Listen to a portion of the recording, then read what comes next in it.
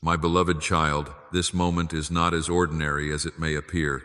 You may have arrived here believing you were simply moving through another part of your day, carrying the same responsibilities, questions, and concerns that have followed you for longer than you care to admit. You may have expected nothing unusual, nothing sacred, and nothing that would reach beyond the familiar rhythm of your life. Yet I want you to understand that some moments are more than points on a clock. Some are intersections between what you can see and what I have been preparing beyond your sight. This is one of those moments. You did not arrive here by accident, and you are not hearing these words without purpose.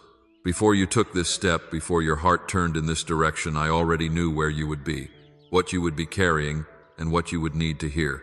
I have seen every road that brought you here.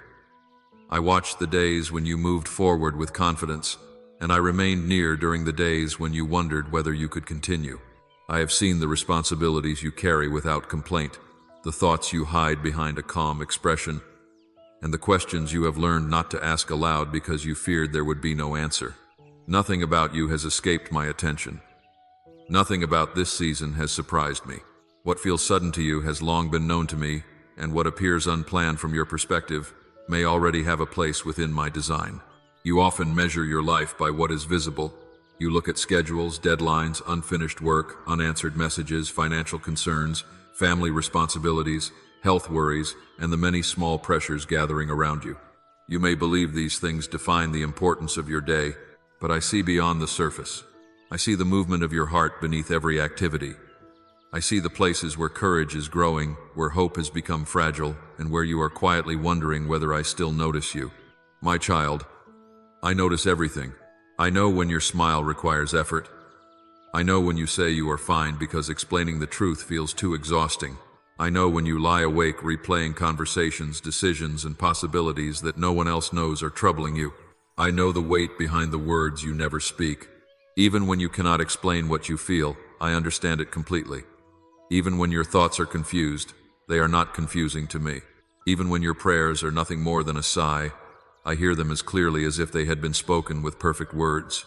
You may believe you must come before me with clarity, confidence, and faith before I will draw near, but my presence does not depend on your ability to describe what is happening inside you. I was near before you knew what to call the burden.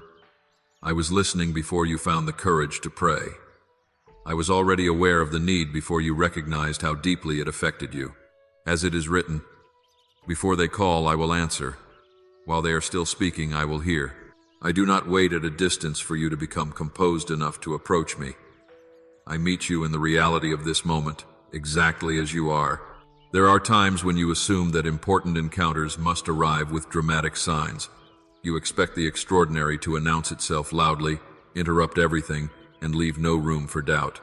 But many of the most meaningful moments of your life begin quietly. They arrive without spectacle. They may look like an ordinary decision to pause, an unexpected desire to pray, a sentence that touches something deep within you, or a sudden realization that you are being invited to take your life more seriously. Do not dismiss such moments simply because they appear small. A doorway does not need to be loud to lead somewhere new. A seed does not need to be visible above the soil to contain life. A turning point may begin before you recognize that anything has changed. This is why I am asking you to receive this moment with an open heart. Do not rush past it simply because it arrived in an ordinary setting. Do not assume I am absent because the room looks the same, your circumstances have not shifted, and the world around you continues as usual. Sacred moments often appear within ordinary days. The day may seem familiar, but my purpose within it may be entirely new. This is the day the Lord has made. Let us rejoice and be glad in it. Those words are not merely a call to celebrate pleasant circumstances. They are an invitation to recognize that every day placed before you carries possibilities you cannot yet see. I do not create days without meaning. I do not place breath within you without purpose. The fact that you are here means your story is still being written. The fact that you are listening means there is still something I desire to reveal through your life. You may have entered this moment thinking primarily about tomorrow. Perhaps you are concerned about what the next day will bring, what decision you will need to make, what problem may still be waiting, or whether you will have the strength to face another season of uncertainty. But what you call tomorrow is not merely another page on a calendar. It is a doorway I already see from beginning to end. You stand before it knowing only what has happened in the past, while I stand beyond it knowing every detail that lies ahead. This does not mean you will understand everything immediately. It means you will never step into a future that is unseen by me. No hour is hidden from my sight. No conversation, interruption, opportunity, or challenge will arise outside my knowledge. Before you enter any room, I know what is there. Before you receive any news, I know how it will affect you. Before you face any demand, I know what it will require. You are never entering territory where I have not already been. That truth is not meant to make you passive or careless. It is meant to remind you that uncertainty is not the same as abandonment. You may not know what is coming, but you are known by the one who does. You may not see the entire road, but your next day does not exist outside my care. This moment has not been given to frighten you with what may happen. It has been given to awaken you to the reality that your life is held within a greater purpose than you can presently measure. There are connections you cannot yet trace, conversations whose importance you will understand only later, and choices that may seem small but will shape what follows. I am not asking you to predict them. I am asking you to recognize that your life is not random. The world may tell you that everything is governed by chance, timing, power, or human control. But your story is not drifting loosely through the universe. I know your name. I know your path. I know the beginning, the middle, and every chapter that has not yet been revealed. You may feel overlooked by people, but you are not overlooked by me. You may feel as though you have become invisible beneath your duties, mistakes, or the expectations of others. But you have never disappeared from my sight. I saw you in the moments when no one thanked you. I saw you when your efforts were misunderstood. I saw you when you carried more than others realized. I saw you when you questioned whether your life was making any difference.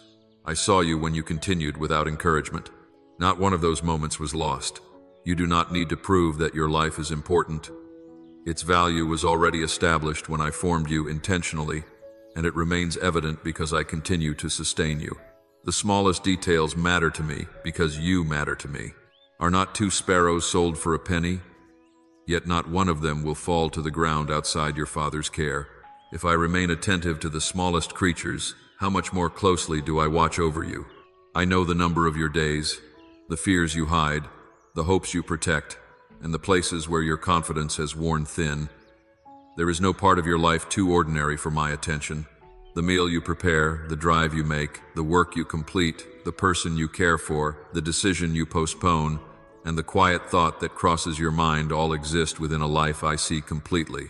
You may believe nothing significant is happening because your surroundings have not changed, but significance is not determined by appearance. I can place eternal meaning within an ordinary conversation. I can use one small decision to redirect an entire season. I can deliver a needed reminder through words you nearly ignored. I can take a moment you almost dismissed and make it the beginning of a new awareness. This is why I am calling you to recognize what is before you now. I am not asking you to manufacture emotion or convince yourself that something dramatic must happen. I am asking you to become aware that I am here. The purpose of this message is not to make you chase signs. It is to remind you that my attention is already upon you. You do not have to force heaven to notice your situation. You do not have to repeat your pain until I finally understand. I have been present throughout the entire journey, including the parts you thought you were facing alone. When you were too busy to notice me, I remained near.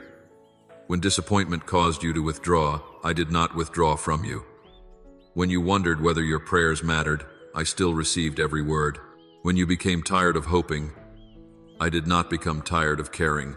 My faithfulness has not risen and fallen with your emotions. My care has not weakened because your confidence has weakened. I have not changed my mind about you. This moment is an invitation to remember that truth before you take another step. You are standing at the edge of days you have not yet lived, but you do not stand there alone. There are things ahead that may surprise you, and some things may unfold differently from what you expect. Yet no change can remove you from my sight. No delay can cause me to forget your name. No uncertainty can place you beyond my reach. The future may be unknown to you, but it is not empty of my presence. I am not merely waiting at the end of your journey. I am present at its beginning, present through every transition, and present in every moment that appears ordinary. My child, receive this simple assurance. You are seen, you are heard, You are being addressed with purpose. You do not need to understand the full meaning of this moment to honor it. You need only acknowledge that it may be more than you first assumed. Let these words settle into the part of you that has felt unnoticed. Let them reach the place that has wondered whether your life is still moving toward anything meaningful. You are not drifting without direction. You are not forgotten in the crowd. You are not an afterthought in my design. I have known you through every season, and I know exactly where you are now. This moment has found you at a particular point in your journey because your heart needs to remember that I am still involved in your story. The next chapter has not been abandoned. The door before you did not appear without my knowledge. You may approach what comes next without believing that everything depends entirely on you.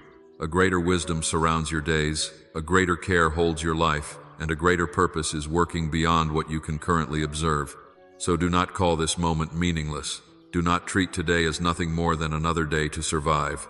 Lift your awareness beyond what is visible and recognize the possibility that you are standing before a sacred invitation. I am reminding you of my attention before you face what comes next. I am reminding you of my presence before new questions arise. I am reminding you that your story remains within my hands. You are here for a reason, and this moment carries a message meant for you. I have not lost sight of you. I have not forgotten what you carry. I have not left your future unattended. The day ahead is already known to me. The path before you is already within my view, although you may not yet understand where it leads. You can take the next step knowing that you are walking into a moment I have already seen, under a care that has never once looked away. My beloved child, now that you have begun to recognize that this moment carries purpose, I want to draw your attention to something you may have misunderstood for a long time. Silence is not always emptiness, and quietness is not proof that I have moved away from you. There have been seasons when you searched for my voice but heard nothing that seemed clear enough to follow. You prayed, waited, looked for signs, and hoped for an answer that would remove every uncertainty. When no dramatic response came, you began to wonder whether I was listening at all. You may not have stopped believing in me, but something within you became cautious. You continued living your life, yet part of your heart quietly concluded that perhaps I had chosen not to speak. My child, I was never absent from those silent places. You were often surrounded by so much noise that you could not recognize the way I was speaking. The world has taught you to expect importance to announce itself loudly. Urgency shouts. Fear repeats itself. Pressure demands immediate action. Other people's opinions compete for your attention, and your own thoughts may become so restless that they fill every open space. Because of this, you may assume that my voice must be louder than everything else in order to be real. But I do not always speak by overpowering every sound around you. Often I invite you away from the noise so that you can learn to recognize what is steady, true, and life-giving. My voice does not need to compete because truth remains truth even when it is spoken gently. I am not anxious. I do not panic. I do not confuse you with 100 conflicting demands. I speak with a clarity that may initially seem quiet because it does not carry the agitation you have become accustomed to hearing. There is a difference between the loudness of fear and the authority of peace. Fear urges you to react immediately, imagine the worst, and assume that everything depends on your ability to control the outcome. My voice may ask you to pause. It may remind you of what is true before telling you what to do. It may direct your attention away from chaos and back toward my character. It may come as a gentle conviction that remains even after your emotions settle. It may appear as a passage of scripture that returns to your heart at the exact moment you need it. It may be a quiet awareness that one path brings peace while another deepens confusion. It may be a wise word spoken by someone who does not even realize how deeply it reaches you. It may be an inward restraint that keeps you from speaking too quickly. It may be a calm invitation to wait before making a decision. Do not dismiss these things because they are not dramatic. My guidance is often gentle, but gentleness does not make it weak. Consider Elijah, who stood on the mountain while a powerful wind tore through the rocks. After the wind came an earthquake, and after the earthquake came fire. Each of those things was strong enough to command attention, yet my presence was not revealed to him through their violence. Then came a gentle whisper, and Elijah recognized that I was near. He covered his face because the quiet voice carried what the louder events did not. My child, you may have been looking for wind, earthquake, and fire while I was speaking in a whisper. You expected an unmistakable event, but I was shaping a quiet certainty within you. You looked for a sudden answer, but I was teaching you to notice the direction in which peace was leading. You wanted every question resolved, but I was calling you to become attentive. The whisper does not force itself upon you. It invites you to draw closer. It asks you to become still enough to listen, honest enough to receive, and patient enough not to rush past what is being revealed slowly. This is why silence can become sacred. When the outer noise begins to fade, you become aware of what has been present all along. You notice the thoughts that have been controlling you. You recognize which voices have been shaping your decisions. You begin to distinguish between what comes from fear, what comes from pride, what comes from pressure, and what carries the quiet character of truth. Silence does not create my presence. It makes you more aware of it. I have been near in crowded rooms, busy days, difficult conversations, and restless nights. But your attention has often been divided. When you become still, you are not calling me down from some distant place. You are awakening to the one who has remained beside you. Be still and know that I am God. These words are not merely an instruction to stop moving physically. They are an invitation to release the inner struggle that insists you must solve, predict, explain, and control everything before you can be at peace. Stillness begins when you stop treating every unanswered question as an emergency. It begins when you accept that you can listen without immediately reaching a conclusion. It begins when you allow truth to settle deeper than the surface of your thoughts. You may sit in silence and still feel noise within you. Old conversations may replay. Future possibilities may compete for your attention. Responsibilities may continue calling your name. Do not become discouraged when this happens. Learning to listen is not the same as instantly becoming free from distraction. When a room has been filled with noise for a long time, the silence afterward can feel unfamiliar. In the same way, your heart may need time to become accustomed to quiet. Do not judge yourself. Simply return your attention to me. When your thoughts wander, return. When anxiety speaks, return. When you begin rehearsing every possible outcome, return. You do not need to fight every thought. You only need to stop allowing each one to lead you away. Speak my name.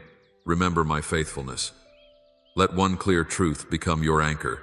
I am here. You may not receive a complete answer in that moment, but you will begin to recognize the difference between a mind driven by fear and a heart becoming aware of my presence. Remember the boy Samuel, lying in the temple when he heard his name called. He got up and ran to Eli because he assumed the voice belonged to someone familiar. 3 times he heard the call, and 3 times he misunderstood its source. Samuel was not rebellious. He was inexperienced. He had not yet learned to recognize my voice. Eli finally told him how to respond. Speak, Lord, for your servant is listening. This is important for you. Samuel did not begin by understanding everything. He began by becoming available. He did not demand proof before responding. He offered his attention. You too may have mistaken my voice for something else because you expected it to sound different. Perhaps I was drawing you toward a necessary change, but you dismissed the feeling as restlessness. Perhaps I was warning you to slow down, but you called it hesitation. Perhaps I placed compassion in your heart for someone, but you treated it as an interruption. Perhaps I repeatedly brought a truth to your attention, but because it did not arrive dramatically, you assumed it was only your imagination. Discernment develops as you learn the character of the one who is speaking. My voice will not lead you into hatred, cruelty, deception, arrogance, or hopelessness. It will not flatter your pride while destroying your peace. It will not demand that you violate truth in order to achieve a desired result. Even when I correct you, my correction will draw you toward life rather than condemnation. Even when I challenge you, my challenge will carry the possibility of redemption. My voice may confront what is false, but it will never tell you that you are beyond grace. It may lead you through discomfort, but it will not manipulate you through panic. It will remain consistent with my character and with the truth I have already revealed. This is why Scripture is important when you are learning to listen. Your emotions may change from hour to hour, but my truth remains steady. When an impression rises within you, bring it into the light of what I have spoken. Ask whether it reflects love, truth, humility, courage, patience, mercy, and wisdom. Do not assume that every intense feeling is divine guidance. Intensity is not the same as truth. Some of your strongest impulses may come from old wounds, fear of rejection, or the desire to avoid discomfort. My voice can be firm, but it will not contradict who I am. It will lead you toward greater honesty, deeper peace, and clearer alignment with what is good. You may ask, how will I know with certainty? My child, there are times when certainty comes slowly. Clarity often arrives like dawn rather than lightning. At first, there is only enough light to recognize the shape of what is before you. Then, gradually, the details become visible. You may want the entire path illuminated at once, but often I give you enough light for the present moment. This protects you from depending only on what you can see and teaches you to remain attentive as you move. Do not despise gradual understanding. A truth that unfolds slowly can become rooted more deeply than an answer received too quickly. When you are required to listen, reflect, pray, and return, you become less controlled by impulse. You begin to value wisdom over speed. You learn that not every open door is meant for you. Not every opportunity requires an immediate yes, and not every delay means you have missed your chance. Silence gives you room to notice what haste would conceal. It reveals the motives beneath your desires. It allows excitement to settle so that wisdom can speak. It helps you recognize whether you are moving because you are being led or because you are afraid of being left behind. The world may reward quick reactions, but I am forming within you a heart that knows how to listen before it moves. There will also be times when you hear no specific instruction. You may pray and receive no clear direction beyond the truths you already know. Do not assume that such silence means I am withholding myself from you. Sometimes the guidance you need has already been given. You know to act with integrity, you know to love your neighbor, you know to forgive, speak truthfully, protect what has been entrusted to you, and avoid what leads you away from life. You do not always need a new sign to obey what is already clear. At other times, silence may be permission to use the wisdom, reason, and responsibility I have placed within you. I am not honored when you become paralyzed, afraid to make any decision unless you receive supernatural confirmation. I formed your mind, gave you the ability to learn, and placed wise people around you for a reason. Listening to me does not require you to abandon sound judgment. It teaches you to use judgment without becoming independent of my presence. You may gather information, seek counsel, consider consequences, and still remain prayerfully attentive. My guidance can work through wisdom just as surely as it can through a sudden impression. My child, learn to value the quiet places in your life. Do not fill every pause with entertainment, every silence with conversation, and every uncertain moment with immediate activity. Leave room for awareness. Set aside moments when you are not performing for anyone, proving anything, or searching for a quick emotional experience. Come without an agenda. Read slowly. Pray honestly. Sit quietly. Let gratitude open your attention. Notice what remains after the first wave of thoughts passes. I am not asking you to escape your responsibilities or withdraw from the people who need you. I am teaching you how to carry inner stillness into the middle of your life. You can listen while working, driving, walking, or caring for others. Stillness is not only a location, it is a posture of attention. It is the decision not to let noise have the final word. As you practice this, you will become more sensitive to what brings life. You will recognize my reminders more quickly. You will notice when peace leaves because you are moving in the wrong spirit. You will become less easily manipulated by urgency, flattery, and fear. You will not need every voice around you to agree before you know what is true. This does not mean you will never question yourself. It means you will know where to return when confusion rises. You will return to my presence, my character, my word, and the quiet place where truth is not competing for attention. Beloved, do not fear the silence surrounding you now. It is not a deserted place. It is not evidence that your prayers have disappeared into nothing. It may be the very environment in which your hearing is becoming clearer. I am not always silent when you believe I am silent. Sometimes I am speaking beneath the level of noise you have been trained to notice. Sometimes I am repeating one simple truth while you wait for a more complicated answer. Sometimes the message is not yet about where to go or what to do. Sometimes the message is simply this: I am with you. Let that truth become familiar. Let it quiet the demand for constant proof. Let it teach you to recognize me, not only in extraordinary moments, but also in the gentle guidance that meets you throughout an ordinary day. When you become still, you will discover that I have not stopped speaking. You are learning how to listen. My beloved child, now that you have begun to quiet the noise and recognize that I am near, I want you to stop hiding from the places within you that still hurt. There are burdens you have carried so quietly that even those closest to you may not understand how heavy they have become. You have learned how to keep moving, how to respond when spoken to, how to complete what must be done, and how to appear stronger than you truly feel.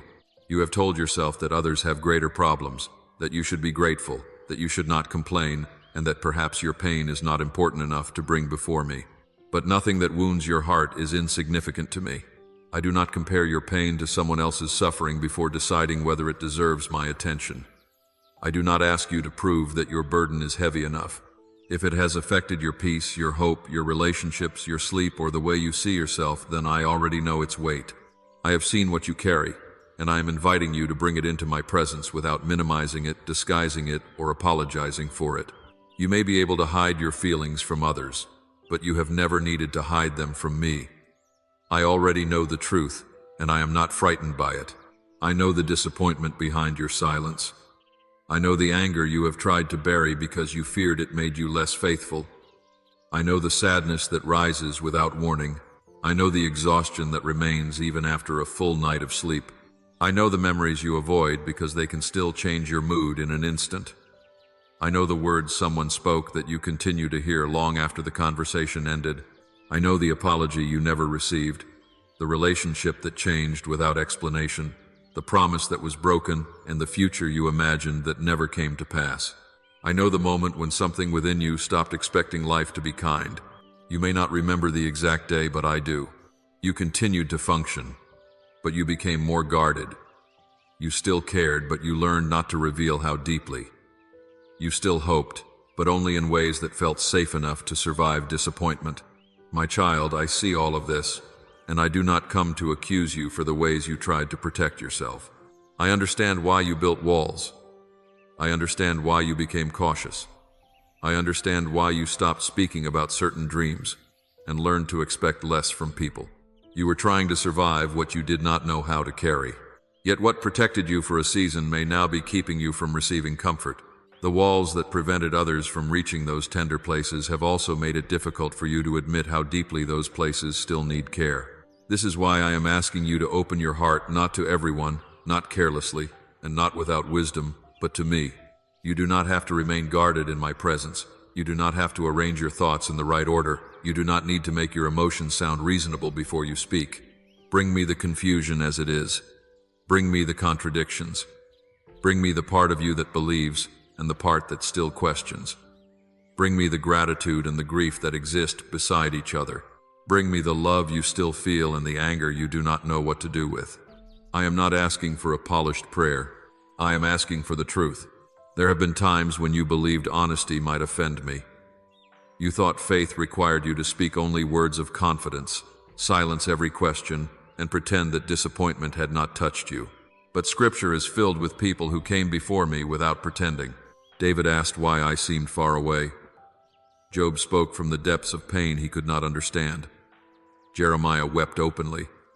The father of a suffering child cried, "I believe, help my unbelief." Their honesty did not drive me away. It brought the true condition of their hearts into the open.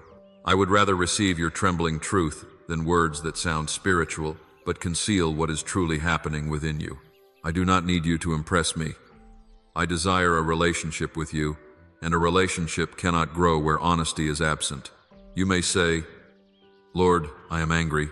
You may say, "I do not understand why this happened." You may say, "I have prayed and I am tired." You may say, "I want to trust you, but I am afraid." You may say, "I forgive in principle, but the pain still returns." You may say, "I feel forgotten, even though I know you have promised not to forget me." These words do not disqualify you. They reveal where you truly are, and I meet you in truth. You may also carry shame over your own decisions. Some wounds came from what others did, but others are connected to choices you wish you could undo. You replay the moment when you ignored wisdom, trusted the wrong person, spoke too quickly, stayed too long, walked away too soon, or acted out of fear. You ask yourself why you did not recognize what now seems obvious. You have punished yourself with the belief that you should have known better. My child, regret becomes a prison when it is used only to condemn. I'm not asking you to deny responsibility. but I am asking you to stop using your mistakes as weapons against yourself. Bring them to me honestly. Name what you did, acknowledge what was lost, admit what you wish had been different. You do not have to hide behind excuses, and you do not have to destroy yourself with shame. I already know the full story, including the pressure you were under, the fears you carried, the understanding you lacked, and the motives you had not yet recognized. There is nothing you can confess that will shock me into withdrawing my love. You may fear that looking directly at what hurts will overwhelm you. You have kept certain emotions buried because you are unsure what might happen if you allow them to surface. You worry that once you begin crying, you may not stop. You fear that acknowledging your anger will make it stronger. You fear that admitting your loneliness will prove that you are truly alone. But what is hidden does not become harmless simply because it remains unnamed. Buried pain still shapes your decisions. Unspoken grief still affects your body. Denied anger still finds its way into conversations. Fear that is never acknowledged continues to guide your choices from the shadows. I am not calling you to become consumed by your pain. I am calling you to stop allowing it to control you from a place you refuse to see. You can face what hurts while remaining in my presence. You do not have to enter those memories alone. You do not have to force yourself to relive every detail. You only need to become willing to tell the truth about what remains. Perhaps the burden has no clear name. You simply feel tired, distant, or unable to enjoy what once brought you peace. You may not know whether it is grief, disappointment, anxiety, resentment, or accumulated exhaustion. That is all right. You can begin with what you know. Something within me is hurting. I do not feel like myself. I have been carrying too much. I'm afraid of what comes next. Simple words spoken honestly can open a door that complicated explanations cannot. I understand what lies beneath them. Before language formed in your mind, I already knew the movement of your heart. Your tears are not a failure to communicate. Your silence can become a prayer when it is offered to me. Your sigh can carry what your voice cannot express. Come to me, all you who are weary and burdened, and I will give you rest. Notice that this invitation is not given only to those who can explain their weariness. It is given to those who are willing to come. My child, you have spent a long time trying to remain strong for everyone else. You have been the person others depend on. You have listened to their troubles, offered reassurance, handled responsibilities, and kept going when you wanted to stop. Perhaps no one noticed how often you set your own feelings aside because someone else needed you. Perhaps you became so accustomed to being useful that you began to believe your value depended on never needing support. But you are not less faithful because you are tired. You are not selfish because you need care. You are not weak because you have reached the limit of what you can carry alone. Strength is not the refusal to feel.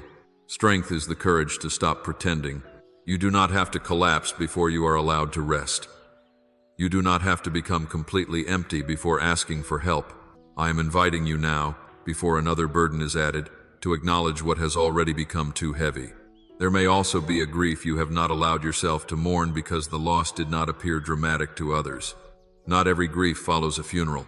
You can grieve a friendship that faded, a home you had to leave, a version of yourself you no longer recognize, an opportunity that passed, a season that ended, a child who grew distant, a marriage that changed, a body that no longer functions as it once did, or years you wish had unfolded differently.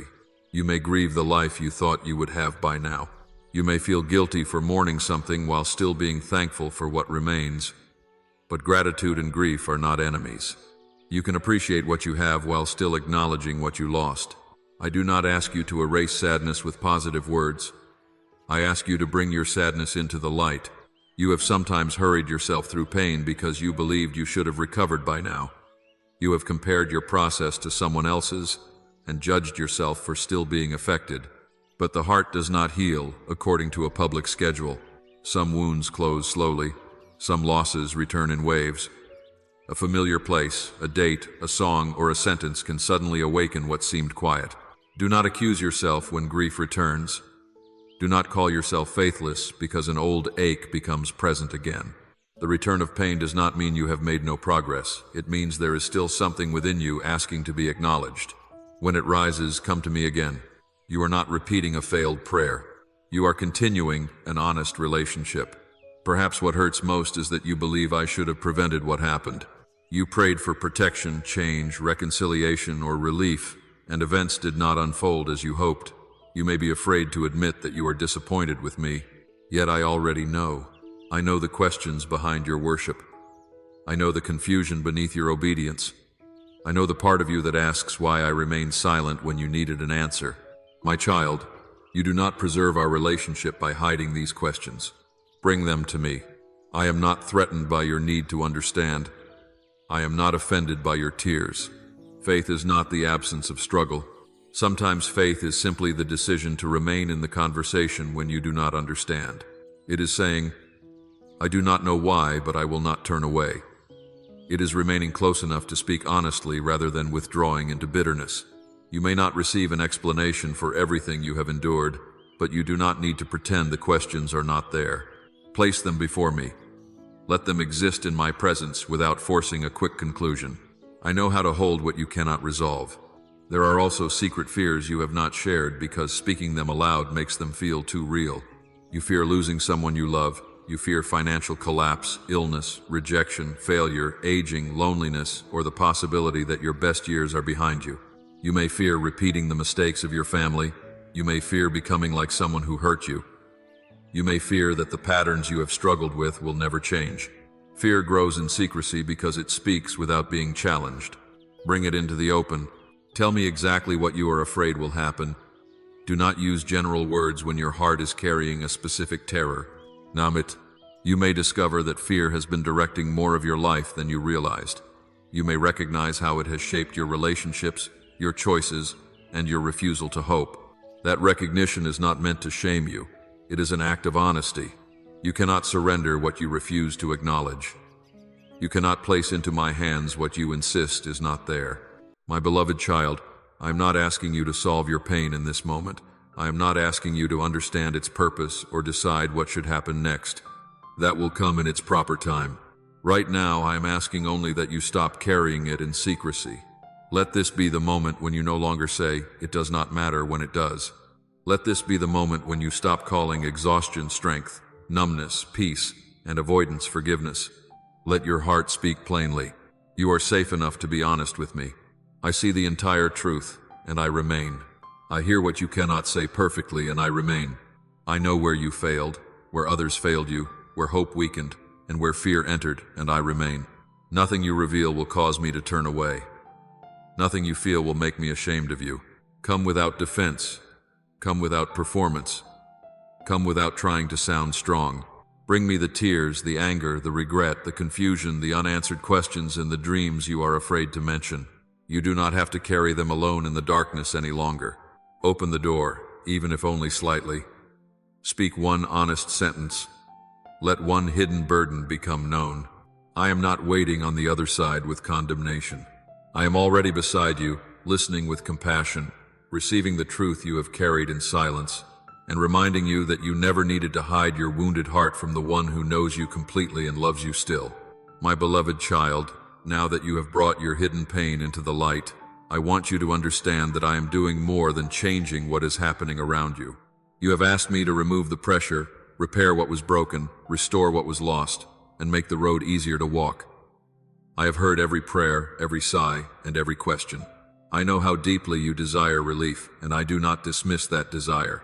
Yet my work often reaches beyond the solution you first imagined. I do not come only to rearrange your circumstances. I come to restore the places within you that those circumstances have wounded. If I changed everything around you without touching the fear, shame, resentment, or insecurity within you, you could enter a new season carrying the same chains. You might receive a new opportunity while still expecting failure. You might enter a healthy relationship while still fearing abandonment. You might leave a painful environment, yet continue hearing its accusations everywhere you go. My child, I want more for you than temporary comfort. I want freedom that reaches the roots. I want peace that does not depend on everyone treating you well. I want courage that remains when life becomes uncertain. I want to rebuild your heart so deeply that what once controlled you no longer determines who you are becoming. Healing does not always mean forgetting what happened. Sometimes healing means remembering without being ruled by the memory. The past may remain part of your story, but it no longer has to direct every decision, define every relationship, or determine what you expect from the future. You may still remember the words that hurt you, the promise that was broken, or the moment everything changed, but the memory will gradually lose its authority. You will be able to acknowledge the wound without living as though it is still happening. You will be able to speak about the past without being pulled completely back into it. I do not ask you to deny what was wrong or pretend the pain did not matter. I meet you in the truth, and from that truth, I begin to rebuild. He heals the brokenhearted and binds up their wounds. A wound must first be acknowledged before it can be properly covered and protected. In the same way, I do not shame you for the places that still ache. I surround them with mercy and teach you to stop reopening them through self-condemnation. You have asked yourself painful questions. Why was I not enough? Why did they leave? Why did I fail? Why did I not see it sooner? Why could I not prevent what happened? These questions may have led you to accept blame that was never entirely yours. Not every rejection reveals your worth. Not every ending proves that you failed. Not every broken relationship was yours alone to repair. Some things were shaped by another person's choices, wounds, selfishness, or circumstances beyond your control. Part of healing is learning what truly belongs to you and what you must release. Where you need to accept responsibility, I will lead you with clarity. Where you need to forgive yourself, I will meet you with grace.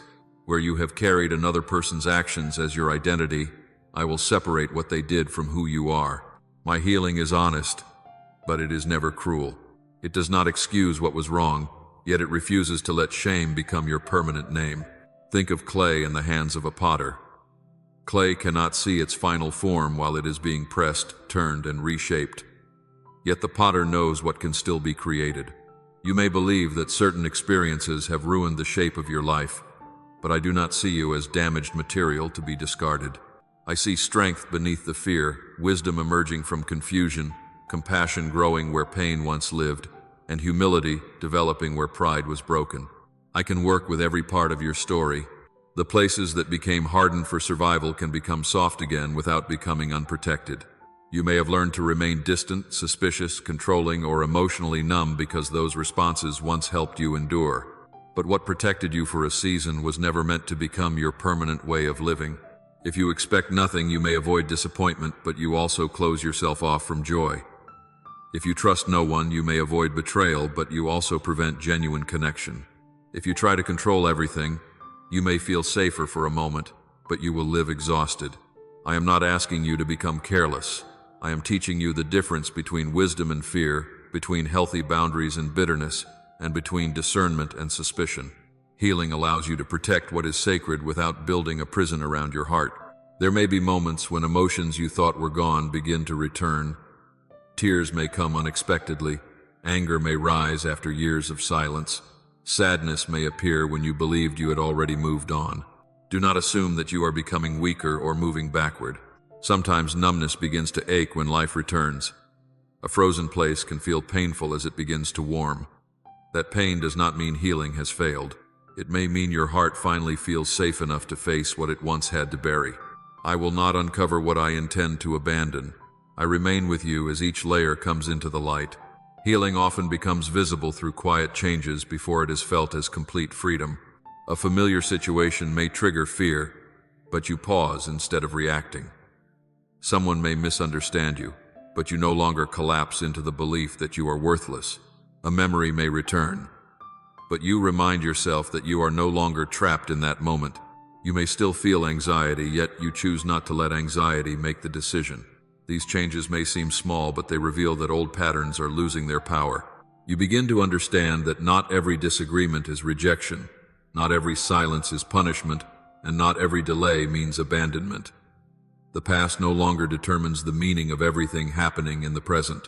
This is how I restore you from within. I am changing not only what you feel, but also how you see. When your vision changes, your responses change. When your responses change, the direction of your life begins to change. Remember Job. He suffered losses so deep that his former understanding of life could not explain them. He did not receive every answer he wanted. Yet through the darkness, he came to know me more deeply. He said, "My ears had heard of you, but now my eyes have seen you." His greatest restoration was not only what returned to his hands, it was what was formed within his soul. He discovered a presence stronger than loss and a wisdom greater than his understanding. This does not mean suffering is good. Betrayal is not good. Abuse is not good. Injustice and loss are not good simply because they happened, but they are not greater than my ability to redeem. In all things, God works for the good of those who love Him. This does not mean that all things are good. It means that no painful event has the authority to determine the final outcome of your life. I can bring wisdom out of confusion, compassion out of suffering, and courage out of the place where fear once ruled. Redemption does not excuse what happened. It refuses to let what happened have the final word. What was meant to make you bitter can make you discerning without making you hard. What tried to silence you can give you a voice that is clearer and more compassionate. What made you feel powerless can teach you that true strength is not found in controlling others, but in remaining grounded in truth. The scar may remain, but a scar is not an open wound. It is evidence that something painful happened and that healing happened as well. You do not have to erase your history to become whole. You can say, "This happened to me," without saying, "This is all I am." You can acknowledge that one chapter was painful without believing the entire story is ruined. I am still writing, and there are pages your pain has not yet seen. You may have asked me to give you your old self back, but I may be leading you toward someone deeper rather than taking you backward to who you once were. Restoration does not always mean returning to an earlier version of yourself. Sometimes it means becoming more honest, more grounded, less controlled by approval, and more compassionate toward the struggles of others. I do not ask you to be grateful for the pain itself, but one day you may recognize what has been formed through the process. You may see that you now understand the value of truth, boundaries, wisdom, and self-respect. You may recognize manipulation more quickly.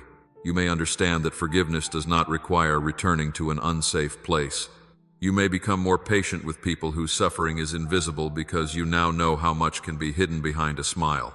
These are signs that I am bringing beauty from ashes, not by denying that the fire burned, but by revealing that it did not consume everything. My beloved child, do not measure healing only by whether the external problem has disappeared. Look also at what is changing within you.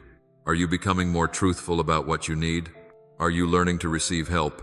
Are you less willing to abandon yourself to keep someone else comfortable? Are you beginning to distinguish love from fear, peace from avoidance, and humility from self-rejection? Can you remember the past without losing yourself entirely in it? Can you imagine a future without immediately assuming it will repeat what happened before? These are sacred signs of restoration. You may still have difficult days, but a healed heart is not one that never aches. It is a heart that knows where to turn when the ache returns. It no longer believes that one painful day has erased all progress. Do not demand perfection from the process. I am patient with you. I am not disappointed by the pace of your healing. Each time you choose truth over denial, grace over shame, and courage over fear, you are participating in the work I am doing. Let me touch not only the event that hurt you, but also the beliefs you formed because of it. Let me challenge the lie that you are unsafe everywhere because you were unsafe somewhere. Let me challenge the lie that no one can be trusted because one person betrayed you. Let me challenge the lie that failure is your identity because you failed in one season. Let me challenge the lie that love must always be earned because someone withheld it from you.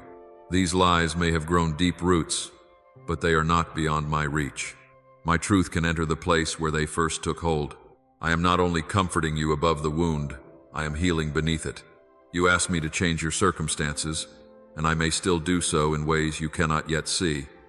But do not overlook the miracle already beginning within you. Shame is losing its voice. Fear is losing its control. You are learning to feel without being destroyed by what you feel. You are learning to face the truth while remaining held by love. You are not being patched together carelessly. You are being renewed from the center. Let my hands remain upon the clay. Let my mercy reach the wound. Let my light enter the places you believed would remain dark forever.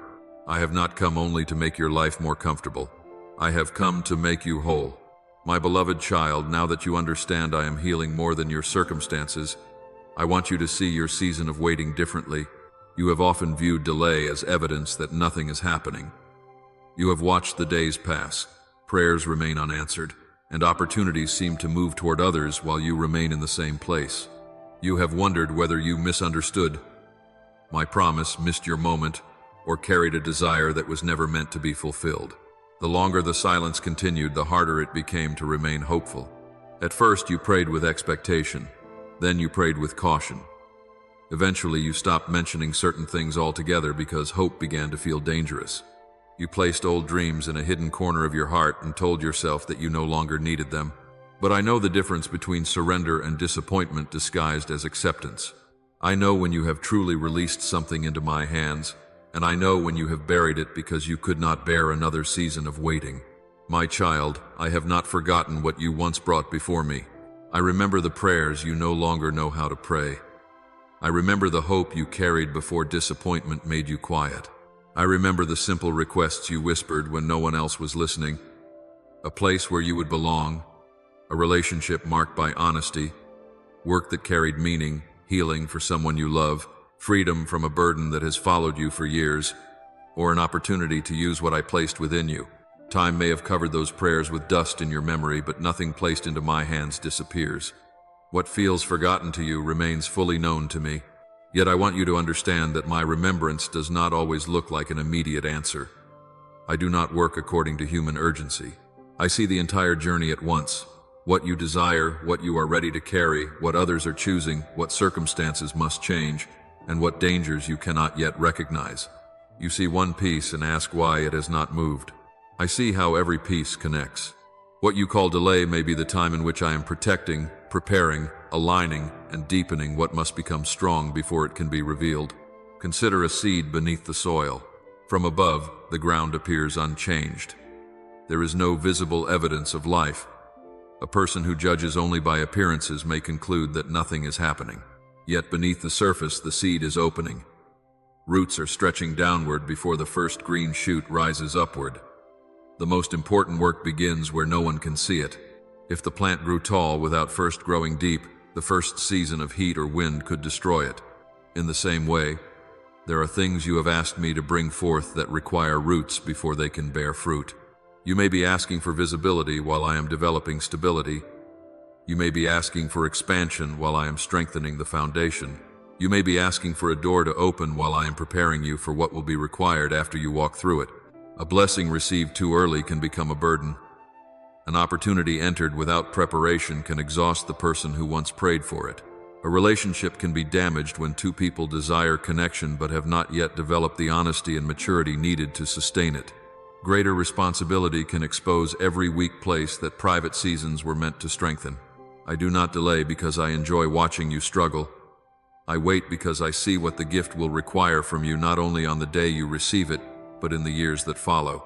My love is not concerned merely with giving you what you ask for. My love prepares you to carry it without losing your peace, your integrity, or your connection with me. You may believe that readiness means becoming flawless, but that is not what I am seeking. You will never reach a place where you have no questions, weaknesses, or need for grace. Readiness means your roots have grown deep enough to remain steady when the blessing brings pressure, responsibility, attention, or change.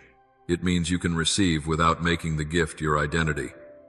It means you can enjoy what comes without living in constant fear of losing it. It means you have learned enough through the waiting to recognize that the giver is greater than the gift. This preparation often happens so quietly that you do not recognize it. Every day you continue without seeing the answer is shaping something within you. You are learning patience that cannot be developed through instant results. You are learning endurance that cannot be formed when every road is easy. You are discovering which desires are lasting and which were born only from comparison, loneliness, or pressure. Waiting reveals what you truly want and why you want it. It exposes the motives beneath your prayers.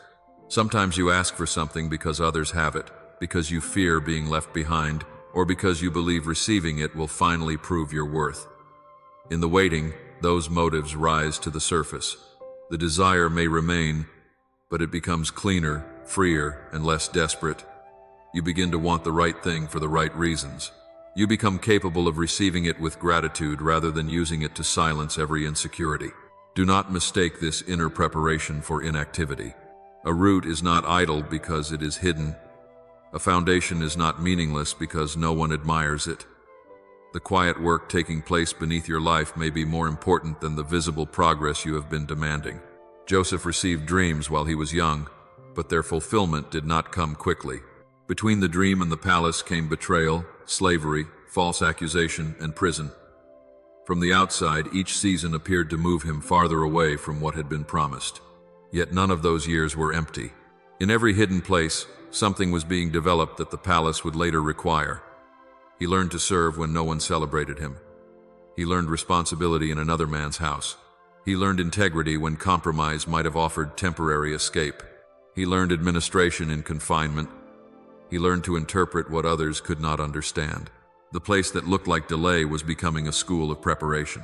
When the appointed moment arrived, Joseph did not need to begin becoming the person the opportunity required.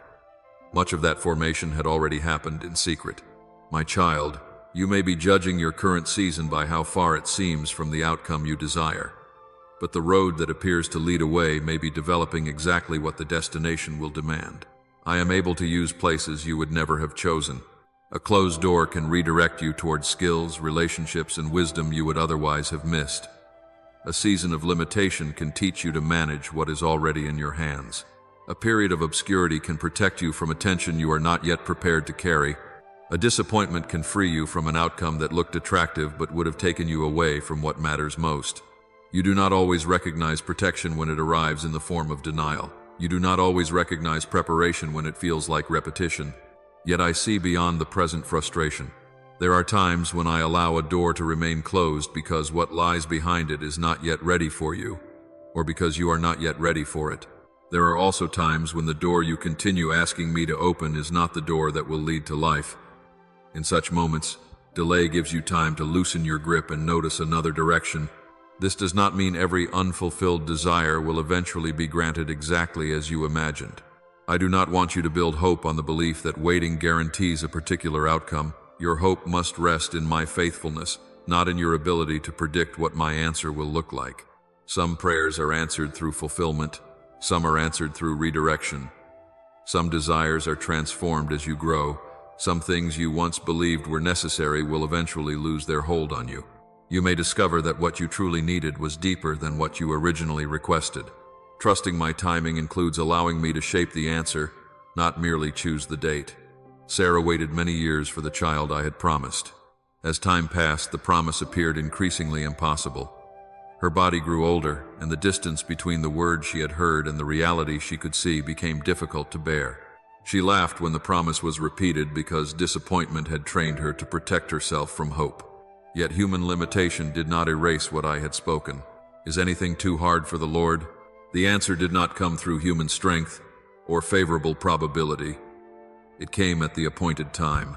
Still, the purpose of her story is not that every long-held desire will be fulfilled in the same miraculous way. It is that circumstances do not determine the limits of my power, and time does not weaken my faithfulness. When I have truly appointed something, age, delay, and apparent impossibility cannot prevent it. When I lead you in another direction, the change is not evidence that I failed. My faithfulness may appear as fulfillment, protection, transformation, or a new purpose you could not see when you first prayed. Your task is not to force the answer into the shape you expect. Your task in this season is to remain open to what I am preparing.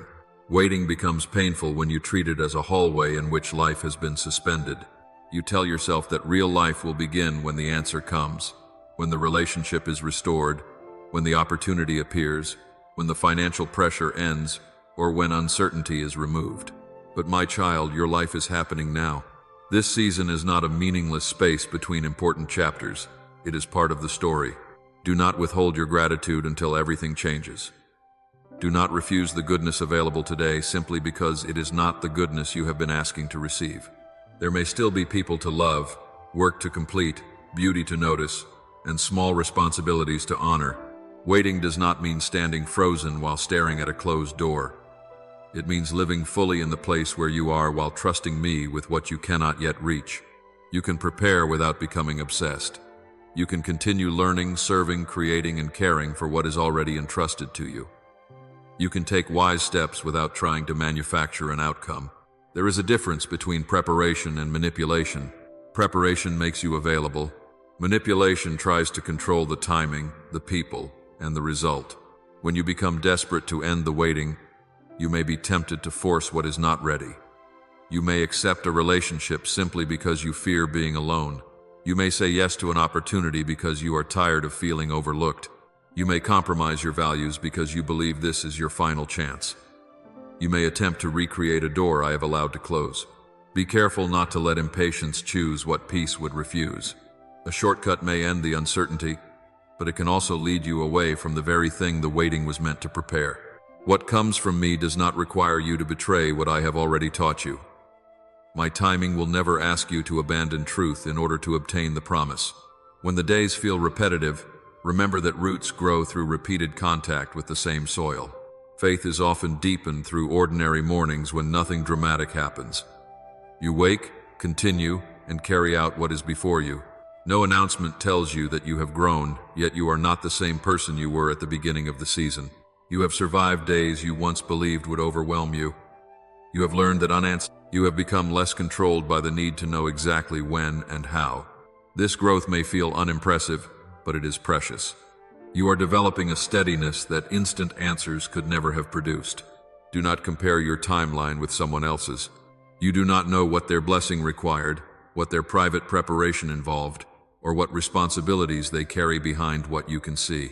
Comparison makes you interpret another person's season as evidence against your own. Their open door does not mean yours has been forgotten. Their harvest does not mean your soil is barren. Different seeds emerge at different times, and each life is held within a purpose that cannot be accurately measured from the outside. Keep your attention on what is being formed within you. Ask not only, when will this change, but also, what is this season teaching me to notice? What needs to become stronger? What can I faithfully prepare today? These questions will not remove every ache, but they will keep the waiting from becoming empty. My beloved child, I know there are moments when patience feels like another burden placed upon an already tired heart. I am not asking you to pretend that waiting is easy. Bring me your frustration. Tell me when hope feels thin. Tell me when you are tired of hearing that the right time will come. I can receive your honesty without withdrawing my care. You do not need to perform calmness while your heart is struggling. Yet after you speak, let this truth remain. Silence is not forgetfulness, and delay is not proof of abandonment. The seed is still held in the soil. The roots are still growing. The story is still moving, even when movement cannot be seen. What belongs within, my purpose, will not be lost because you could not force it to happen sooner. What I am preserving will not expire while it remains in my hands. When the appointed time arrives, you may understand why certain things could not come earlier. You may see how the waiting protected you, prepared you, redirected you, or deepened your ability to receive. And even where explanations remain incomplete, you will know that no day was entirely wasted. For now, do not dig up the seed every morning to check whether it is growing. Do not destroy your peace by demanding visible evidence from what must develop in secret. Care for the ground before you. Remain available. Continue becoming ready without making readiness another form of fear. Let hope become quieter, stronger, and less dependent on immediate proof. I have not forgotten the prayers you placed before me. I am tending what should live, releasing what would harm you, and preparing answers that may be wiser than the ones you imagined. Rest in this. What appears still may be growing. What appears delayed may be protected. And what appears hidden may be closer to the surface than you know. My beloved child, while you have been waiting for your circumstances to change, I have also been changing the way you see yourself. For too long you have measured your worth by unstable things. The approval of others, the success of your plans, the attention you receive, the mistakes you have made, the opportunities you missed, and the roles you have been able to fulfill. When those things went well, you felt secure for a moment. When they changed, you began to question whether you still mattered. You allowed temporary outcomes to speak permanent conclusions over your life. A failure became proof that you were incapable. A rejection became proof that you were unlovable. A delay became proof that you had been forgotten. Someone else's success became evidence that you were falling behind. My child, those conclusions were never the truth. Your worth did not begin when people noticed you, and it does not end when they misunderstand you. It did not increase when you succeeded, and it did not disappear when you fell. Before you accomplished anything, before you earned anyone's praise, and before you proved that you were useful, I knew you. Before I formed you in the womb, I knew you. You were not created as an accident waiting to become valuable. You were formed with intention, seen with love, and given a place in my heart before the world ever formed an opinion about you. Yet you have spent so much energy trying to earn what was already given. You learned early that certain behaviors brought approval. You discovered that being helpful, strong, quiet, successful, agreeable, or dependable made people respond more warmly to you. Perhaps you began to believe that love must always be maintained through performance. You became afraid that if you disappointed others, expressed a need, set a boundary, or failed to meet an expectation, their affection would be withdrawn. So you worked harder, gave more, remained silent longer, and abandoned parts of yourself to avoid rejection. You may have called this love, loyalty, or humility, but beneath it was the fear that who you were could never be enough without what you provided. My beloved, I do not love you because you are useful to me.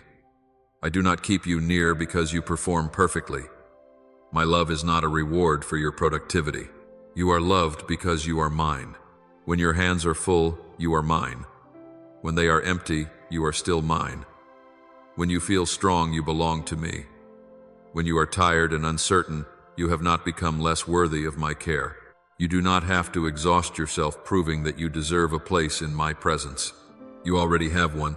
The world often teaches you to see identity as something you must build through achievement. It asks what you have accomplished, what you own, how many people recognize you, and whether your life appears successful from the outside. But I look deeper. The Lord does not look at the things people look at. People look at the outward appearance, but the Lord looks at the heart. I see motives no one applauds, sacrifices no one remembers, and battles no one knows you fought. I see the times you chose kindness while you were hurting, the times you continued when no one encouraged you, and the moments you resisted becoming hard even after life gave you reasons to close your heart. These things may never appear on a public record, but they are not hidden from me. Your life cannot be accurately measured by visible results alone. Some of your most meaningful growth has happened where no one could see it. Some of your greatest victories were decisions not to return to what was destroying you. Some of your strongest moments looked like asking for help, admitting the truth, or choosing peace over the need to prove you were right. Do not allow the standards of the world to make you dismiss what I value. You have also carried labels placed upon you by people who did not understand you. Someone may have called you weak because you were gentle, difficult because you finally spoke honestly, selfish because you set a boundary, or unsuccessful because your life did not follow the path they expected. Perhaps a parent, partner, teacher, friend, or authority figure spoke words that became deeply rooted within you. Even after that person was gone, their voice remained. You began repeating their judgment in your own thoughts. You looked at yourself through eyes that were never qualified to define you. My child, other people can describe an experience they had with you, but they do not possess the authority to declare your final identity. Their perception may contain something you need to consider, but it is never the complete truth. People see fragments. I see the whole story. They may judge one moment without knowing the wounds, fears, or growth surrounding it. I know what shaped you, what you have overcome, what you are still learning, and what I placed within you from the beginning. Let my voice become louder than the labels you have inherited. I do not call you by the name of your worst season. I do not address you as failure, disappointment, burden, or mistake. I call you by name. Do not fear, for I have redeemed you. I have summoned you by name. You are mine. You may have failed, but failure is something you experienced. It is not the essence of who you are. You may have been rejected, but rejection is something that happened. It is not proof that you are without value. You may have been overlooked, but being unseen by people does not mean you are invisible to me. You may have lost your way, but being lost for a season does not erase the purpose for which you were created. Consider the prodigal son. He left his father's house, wasted what had been given to him, and eventually found himself in a place of humiliation. When he decided to return, shame had already rewritten his understanding of himself. He no longer believed he deserved to be called a son. He prepared a speech asking only to become a servant. But the father did not receive him according to the identity shame had assigned him. He ran to meet him, embraced him, and restored him publicly. This son of mine was dead and is alive again. He was lost and is found. The son's choices had consequences. but they did not cancel the Father's relationship with him. My child, you may have rehearsed your own speech of unworthiness. You may believe you have gone too far, failed too often, or ignored too many warnings to be received with joy. But I do not ask you to return as a stranger trying to negotiate a place. I call you home as one who belongs. Grace does not pretend that the journey away caused no harm. Grace restores the relationship without allowing shame to become the final authority. Peter also believed that failure had disqualified him. He had spoken boldly of his loyalty, yet when fear came, he denied Jesus 3 times. Afterward, he wept because the image he held of himself had collapsed. He believed he was courageous, but he discovered weakness. He believed he would remain faithful under pressure, but he failed at the moment that mattered most. Yet after the resurrection, Jesus did not approach Peter merely to remind him of what he had done. He asked him, "Do you love me?" and then entrusted him with responsibility. Peter's failure was addressed, but it was not treated as the end of his calling. My beloved, I am not seeking a perfect past. I am seeking a heart willing to return. You have often assumed that your mistakes reveal your deepest identity, but sometimes they reveal where fear, immaturity, or woundedness still needs to be transformed. What you did matters, but it does not have to become who you are forever. Repentance allows you to face the truth without becoming imprisoned by it. You can say, "I was wrong," without concluding, "I am beyond redemption." You can accept consequences without believing you are unworthy of a future. You can learn from failure without building your home inside it. I do not restore you by convincing you that your choices were insignificant. I restore you by showing you that my mercy is greater and that change remains possible. There is another way you have lost sight of yourself. Comparison. You look at the progress of others and interpret it as a judgment against your own life. You see their relationships, opportunities, gifts, confidence, appearance, or success, and suddenly what you have seems inadequate. You compare your private struggles with their visible strengths. You see the chapter they are celebrating without knowing what came before it or what challenges it contains. Comparison makes you forget that your life was never meant to be a copy of someone else's. I did not create you as an incomplete version of another person. I praise you because I am fearfully and wonderfully made. Your personality, sensitivity, history, abilities, and perspective form a life that cannot be duplicated. This does not mean every habit or weakness should remain unchanged. Growth is necessary, but transformation is not the same as imitation. I am not calling you to erase yourself in order to become acceptable. I am calling you to become more fully the person I intended you to be, free from fear, false labels, and the constant demand to compete. The gifts of another person do not diminish what I placed within you. Their season does not steal your purpose. Their recognition does not make you less seen. You are not late because your path looks different. You are not failing because your progress is quieter. A tree does not become ashamed because another tree produces different fruit. Each is faithful by becoming what it was created to be. In the same way, freedom begins when you stop asking, "Why am I not more like them?" and begin asking, "Who am I becoming in your hands?" Your worth must also be separated from your ability to keep everyone pleased. You cannot remain faithful to the truth and guarantee that no one will misunderstand you. There will be moments when choosing what is right disappoints someone who benefited from your lack of boundaries. There will be people who prefer the version of you that never questioned, never rested, and never said no. When you begin living more honestly, they may accuse you of changing. In one sense, they may be right. You are changing. You are learning that peace purchased through self-abandonment is not true peace. You are learning that love does not require you to agree with everything, accept mistreatment, or carry responsibilities that belong to others. Your value is not determined by how convenient you are to the people around you. You may be compassionate without becoming controlled. You may be generous without destroying yourself. You may forgive without denying wisdom. You may love someone and still refuse to participate in what is harmful. When another person reacts negatively to a healthy decision, do not immediately assume that you have done something wrong. Examine your heart with humility, but do not surrender the truth simply to regain approval. I want you to live from belonging rather than for belonging. When you know you are already loved, you no longer have to manipulate, compete, overperform, or disappear to secure your place. You can receive correction without believing your entire identity has been rejected. You can celebrate others without feeling diminished. You can admit weakness without becoming ashamed. You can rest without believing you are useless. You can serve from love rather than from the fear that people will leave if you stop giving. This is the freedom I want to establish within you. It is not pride. Pride tries to prove superiority because it is secretly insecure. True identity produces humility because you no longer need to make yourself greater or smaller than anyone else. You can recognize your gifts without worshiping them and acknowledge your limitations without despising yourself. You can say, "I am still learning," while also knowing I am still loved. You can walk into a room without demanding attention and without assuming you have no place there. Your confidence no longer depends on being the most admired, the most capable, or the most needed person present. It rests in the quiet knowledge that I am with you and that your life has meaning even when no one is applauding. My grace is sufficient for you, and my power is made perfect in weakness. This means your weakness does not make you worthless. It reminds you that you were never designed to live through your strength alone. You do not need to hide every struggle in order to be respected. Wisdom will guide you regarding what to share and with whom, but shame does not need to govern your life. The places where you need help do not cancel the places where you carry strength. The fact that you are still becoming does not make you incomplete in my love. A work in progress can still be precious.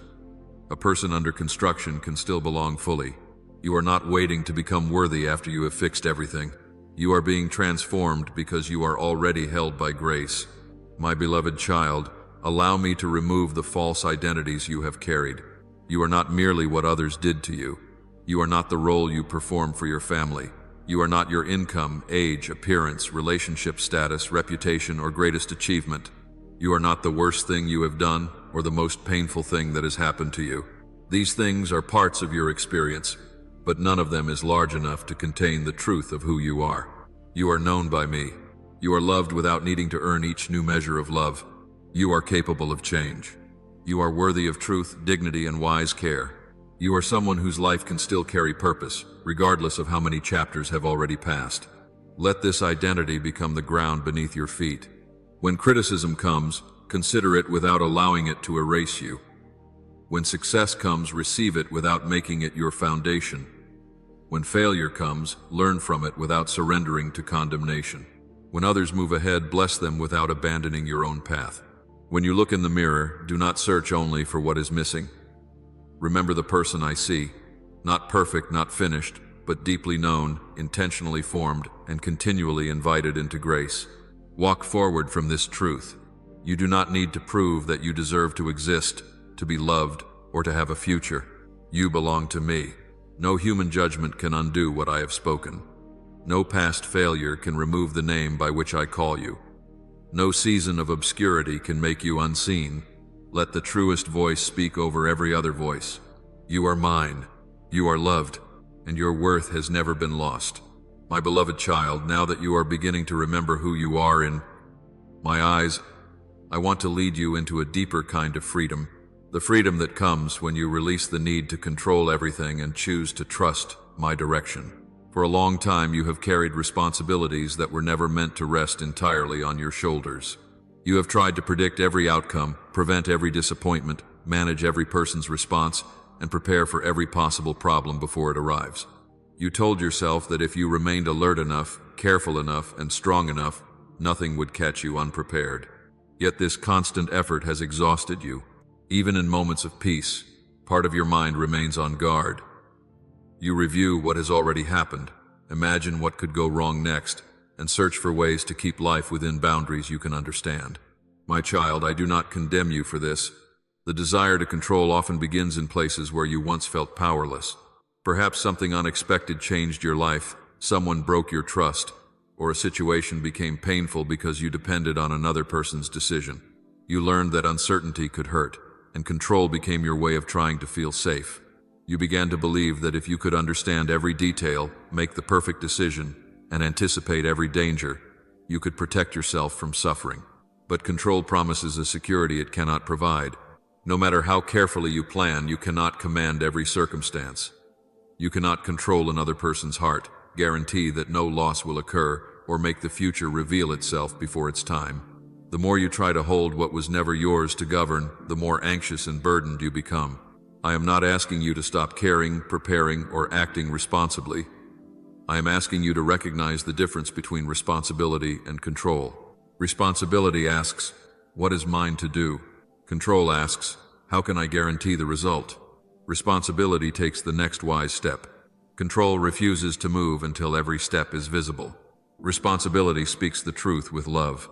Control tries to force another person to receive it. Responsibility prepares carefully and then releases the outcome. Control believes peace is possible only when everything happens according to plan. My child, you are responsible for your choices, your words, your integrity, and your willingness to follow what is right. You are not responsible for controlling every consequence.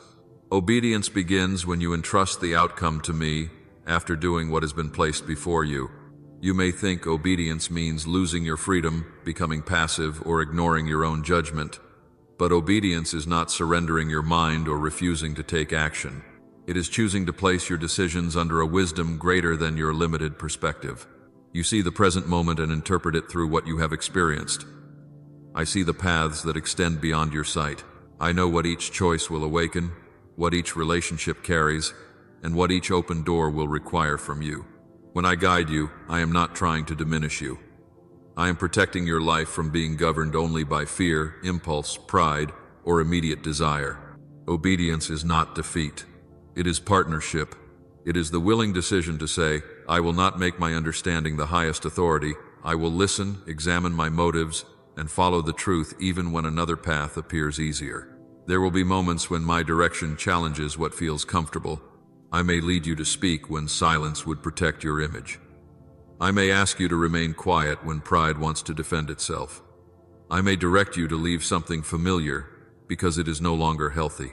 I may ask you to remain patient when impatience urges you to force a result. I may lead you to forgive while still maintaining necessary distance. I may ask you to release an opportunity that appears desirable but requires you to compromise what you know is right. Obedience is not always dramatic. Sometimes it is simply refusing to betray your values in order to escape uncertainty. Sometimes it is admitting that your plan is no longer producing life. Sometimes it is accepting that another person's decision is beyond your control. Sometimes it is laying down the need to be understood by everyone. You may resist because you fear that releasing control will lead to loss. You think that if you loosen your grip, everything will fall apart. But my child, some things are falling apart because you have been trying to hold together what only I can sustain.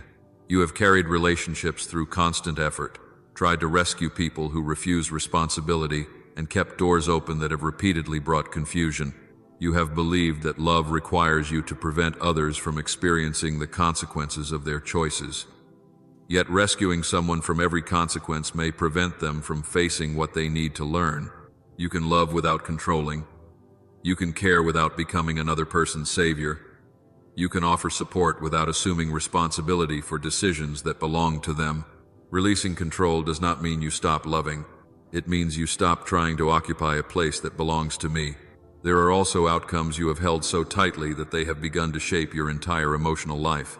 You have said within yourself, I will be at peace when this relationship is restored, when this person changes, when this opportunity arrives, when this problem disappears, or when I finally understand why everything happened. My beloved, it is natural to desire resolution, but no created outcome can carry the full weight of your peace. When one result becomes the condition upon which your hope depends, desire turns into bondage. You begin to interpret every delay as disaster and every obstacle as a threat. Surrender does not require you to stop caring about the outcome. It means you stop treating that outcome as the only possible path to a meaningful life. You may still pray for restoration while trusting me if restoration does not happen in the form you imagined. You may still seek healing while knowing that your identity does not depend on the speed of your recovery. You may still pursue an opportunity while remaining willing to walk away if obtaining it requires dishonesty. Surrender opens your hands without emptying your heart of hope. Remember Abraham when I asked him to take Isaac, the son connected to the promise he had waited years to receive, and offer him to me. Abraham could not understand how the promise and the command could exist together. Everything within him may have struggled with the apparent contradiction, yet he walked forward because his trust had moved beyond the gift to the giver. He had learned that the promise was never sustained by human logic alone. At the moment of surrender, I provided what was needed and revealed that I was not taking the promise away. I was establishing a faith that no longer depended on Abraham controlling how the promise would be fulfilled. My child, I may bring you to places where you must decide whether you trust me only when my direction agrees with your plan. It is easy to say you trust while the road remains familiar. Deeper trust appears when obedience requires you to release the version of the future you have carefully constructed. You may not be asked to surrender something physically, but you may be asked to surrender your timeline, your demand for an explanation, your need to receive an apology, or your insistence that a particular person must be part of your future. You may need to release the image of what success should look like. You may need to lay down the belief that your life is behind schedule. You may need to surrender the role of fixing everyone around you. These offerings are real because they touch the places where fear has tried to establish control. Do not confuse surrender with emotional indifference. You may release something and still feel grief. You may obey and still experience uncertainty. You may choose what is right while your feelings take time to follow. A trembling yes is still a yes. Courage is not the absence of fear. It is the decision that fear will not become your master. You do not have to wait until you feel completely confident before you obey. If you wait for every emotion to align, you may remain still long after the direction has become clear. Bring your fear with you and take the next faithful step. Say, Lord, I do not understand everything, but I choose to trust that you see what I cannot see. This does not mean acting recklessly on every impression. Obedience requires discernment. Test what you believe you are being led to do. Does it agree with the truth? Does it require dishonesty, cruelty, manipulation, or the abandonment of wise responsibility? Then it is not my direction. Does it arise primarily from panic, pride, revenge, or the need to prove something? Pause before acting. My guidance may be difficult, but it will not contradict my character. It may ask you to sacrifice comfort, but it will not ask you to call evil good. It may require courage, but it will not depend on deception. Seek wisdom. Consider the consequences. Listen to trustworthy counsel. Pray without trying to force the answer you already prefer. Sometimes you have asked for guidance while secretly deciding that only one response would be acceptable. True surrender is willing to hear no as well as yes, to wait as well as move, and to release as well as receive. There will also be moments when obedience means making a responsible choice without receiving a dramatic sign. You may wish for a voice that tells you exactly what to do, but I have already given you principles, wisdom, experience, and the ability to examine what is before you. Do not become paralyzed because two honorable choices remain possible. When neither path requires disobedience, you may choose with humility and trust that I am able to guide you even through imperfect understanding. I am not waiting for one mistake so I can abandon you. I am able to redirect you. A heart sincerely seeking truth does not need to live in terror of choosing incorrectly. Do what is wise, remain teachable, and keep your hands open. Obedience is not perfection. It is responsiveness. It is the willingness to be corrected when you recognize that you have taken the wrong direction. Pride continues only to avoid admitting error. Trust can turn around because it knows that changing course is not humiliation, but wisdom. My child, releasing control will also require you to let other people be responsible for their own reactions. You may know what must be said or done, yet hesitate because you fear disappointment, anger, or rejection. You imagine every possible response and adjust yourself until the truth becomes unrecognizable. But obedience sometimes means choosing honesty, even when you cannot control how that honesty will be received. Speak with kindness. Examine your motives. Avoid unnecessary harshness. Then release the response. Another person's discomfort does not automatically mean you have acted wrongly. At the same time, your confidence that you are right does not excuse cruelty. Obedience keeps truth and love together. It does not use spiritual conviction as permission to wound others. It asks not only, is this true, but also, am I speaking it in the spirit in which it should be spoken? You are not responsible for making everyone agree, but you are responsible for the way you carry what you believe. There are moments when the most obedient action will be to stop. Stop explaining. Stop chasing. Stop returning to a conversation that has become destructive. Stop trying to make someone recognize what they have repeatedly refused to see. Silence can be obedience when further words would only deepen the conflict. Distance can be obedience when closeness continues to produce harm. Rest can be obedience when you have mistaken exhaustion for faithfulness. At other times, obedience will require movement. Make the call. Ask for help. Apologize without defending yourself. Begin what you have delayed because fear said you were not ready. End what you already know cannot continue in truth. The form of obedience changes, but its heart remains the same. A willingness to follow what is right without demanding control of the outcome. My beloved, you may ask what will happen after you release what you have held so tightly. I will not always show you immediately. Surrender is not a transaction in which you give me control and I instantly provide the result you prefer. It is a relationship in which you trust my presence even while the outcome remains uncertain. You may feel lighter, but you may also feel exposed, because control once gave you something to do with your fear. When your hands open, you may notice how vulnerable you feel. Return to me in that vulnerability. Do not rush to pick the burden back up simply because uncertainty remains. Remind yourself, I have done what is mine to do, the rest does not belong to me. You may need to repeat this many times. Surrender is often renewed each day because the mind naturally reaches again for what it once tried to manage. When anxiety returns, release again. When you begin rehearsing another person's choices, release again. When you are tempted to force the timing, release again. This is not failure. It is the continual practice of trust. My child, place your hands over your heart and speak honestly. Lord, I release what I cannot control. Show me what belongs to me, and give me the courage to do it. Keep me from carrying what belongs to you or to someone else. I do not see the whole road, but I choose the next step in truth. Let this become your posture. You do not need to know every turn before you begin. You do not need to guarantee success before you obey. You need only enough light for the step before you and enough trust to place your foot upon it. I am not asking you to surrender because I want less life for you. I am leading you away from the exhausting illusion that everything depends on you. What you place into my hands is not neglected. What you release is no longer carried alone. Follow without demanding complete understanding. Act without trying to command every result. Love without attempting to control every heart. Speak the truth without making agreement your condition for peace. Walk with open hands. You are not losing your life by trusting me. You are being freed to live it. My beloved child, now that you are learning to release control and follow my direction, I want obedience to become more than a single decision made in a difficult moment. I want it to become the steady rhythm of your life. Faith is not formed only through dramatic choices, intense prayers, or rare moments of courage. It is formed through what you repeatedly choose when no one is watching, when nothing seems remarkable, and when the day before you appears almost identical to the one that came before it. You may be tempted to believe that spiritual growth must always feel powerful, emotional, or extraordinary. Yet much of the deepest work I do within you happens through ordinary faithfulness.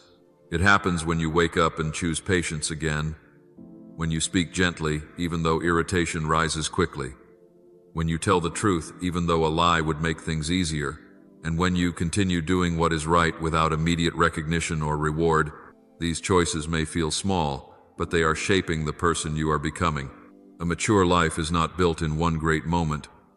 It is built through countless quiet decisions that gradually become the natural response of the heart. You have sometimes judged yourself by how inspired you feel, but inspiration changes. Some days, you will feel close to me. On other days, prayer may feel difficult. Some mornings, you will rise with confidence. On others, you may feel tired before the day even begins. Do not allow changing emotions to convince you that your faith has disappeared. Faithfulness is not proven by feeling strong at all times. It is often revealed when you continue choosing truth while feeling weak. You may not always feel patient, but you can choose not to answer harshly. You may not feel forgiving, but you can refuse to feed resentment. You may not feel courageous, but you can still take one honest step. You may not feel full of faith, but you can still say, I will not abandon what I know is true. These are not empty actions. Each choice strengthens a path within you. The more often you walk that path, the more naturally your heart begins to recognize it. In the same way that repeated fear can train you to expect danger, repeated trust can train you to return to peace. My child, Do not despise the ordinary days. You may believe that nothing important is happening because there is no great breakthrough, no visible reward, and no story dramatic enough to tell. Yet character is being formed precisely there. A tree does not become strong only during seasons of pleasant weather. Its roots deepen when the wind presses against it. Your character grows each time life gives you an opportunity to respond from an old wound, and you choose a new way. Someone speaks carelessly, and instead of reacting immediately, you pause. A plan changes, and instead of allowing frustration to control the entire day, you adjust. Someone receives an opportunity you wanted, and instead of letting comparison poison your heart, you choose to bless them. A mistake is exposed, and instead of hiding or blaming, you accept responsibility. These moments may seem unrelated, but together they form spiritual maturity. Maturity is not perfection. It is the growing ability to respond with truth, wisdom, and grace, even when your first impulse points in another direction. There will still be times when you respond poorly. You may speak before thinking, allow fear to guide a decision, or temporarily return to a pattern you believed you had left behind. Do not use these moments as proof that no growth has occurred. A mature person is not someone who never fails. It is someone who recognizes failure more quickly, returns more honestly, and remains willing to learn. Pride hides mistakes because it fears losing its image. Humility admits them because truth matters more than appearance. When you realize that you have caused harm, apologize without building a defense around your intentions. You may have meant well and still spoken carelessly. You may have been tired and still acted unfairly. Taking responsibility does not require you to hate yourself. It requires you to value the relationship and the truth more than the comfort of pretending you were right. A sincere apology is not weakness. It is evidence that your heart is becoming free from the need to protect itself at any cost. In the same way, when another person apologizes, do not demand perfection from their words before considering the possibility of grace. Wisdom may still require boundaries, and trust may need time to be rebuilt, but your heart does not have to remain hardened. You are learning to separate forgiveness from foolishness. Forgiveness releases the desire to remain bound to revenge. It does not require you to deny what happened, ignore repeated harm, or immediately restore the same level of access. Maturity allows compassion and discernment to exist together. You can understand that someone is wounded without allowing their wounds to continue injuring you. You can wish them well without returning to a pattern that has repeatedly destroyed your peace. You can forgive while remaining honest about the consequences of their choices. My child, this balance is important because spiritual growth is not measured by how much mistreatment you can silently endure. Patience is not the same as allowing evil to continue without challenge. Gentleness is not the refusal to speak clearly. Humility is not believing that everyone else's needs are always more important than your own. There will be moments when maturity looks like remaining calm, and there will be moments when it looks like setting a firm boundary. There will be times when love asks you to remain close and times when love requires distance.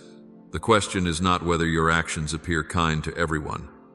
The question is whether they are guided by truth, free from revenge, and consistent with what produces life. This is where discernment begins to develop.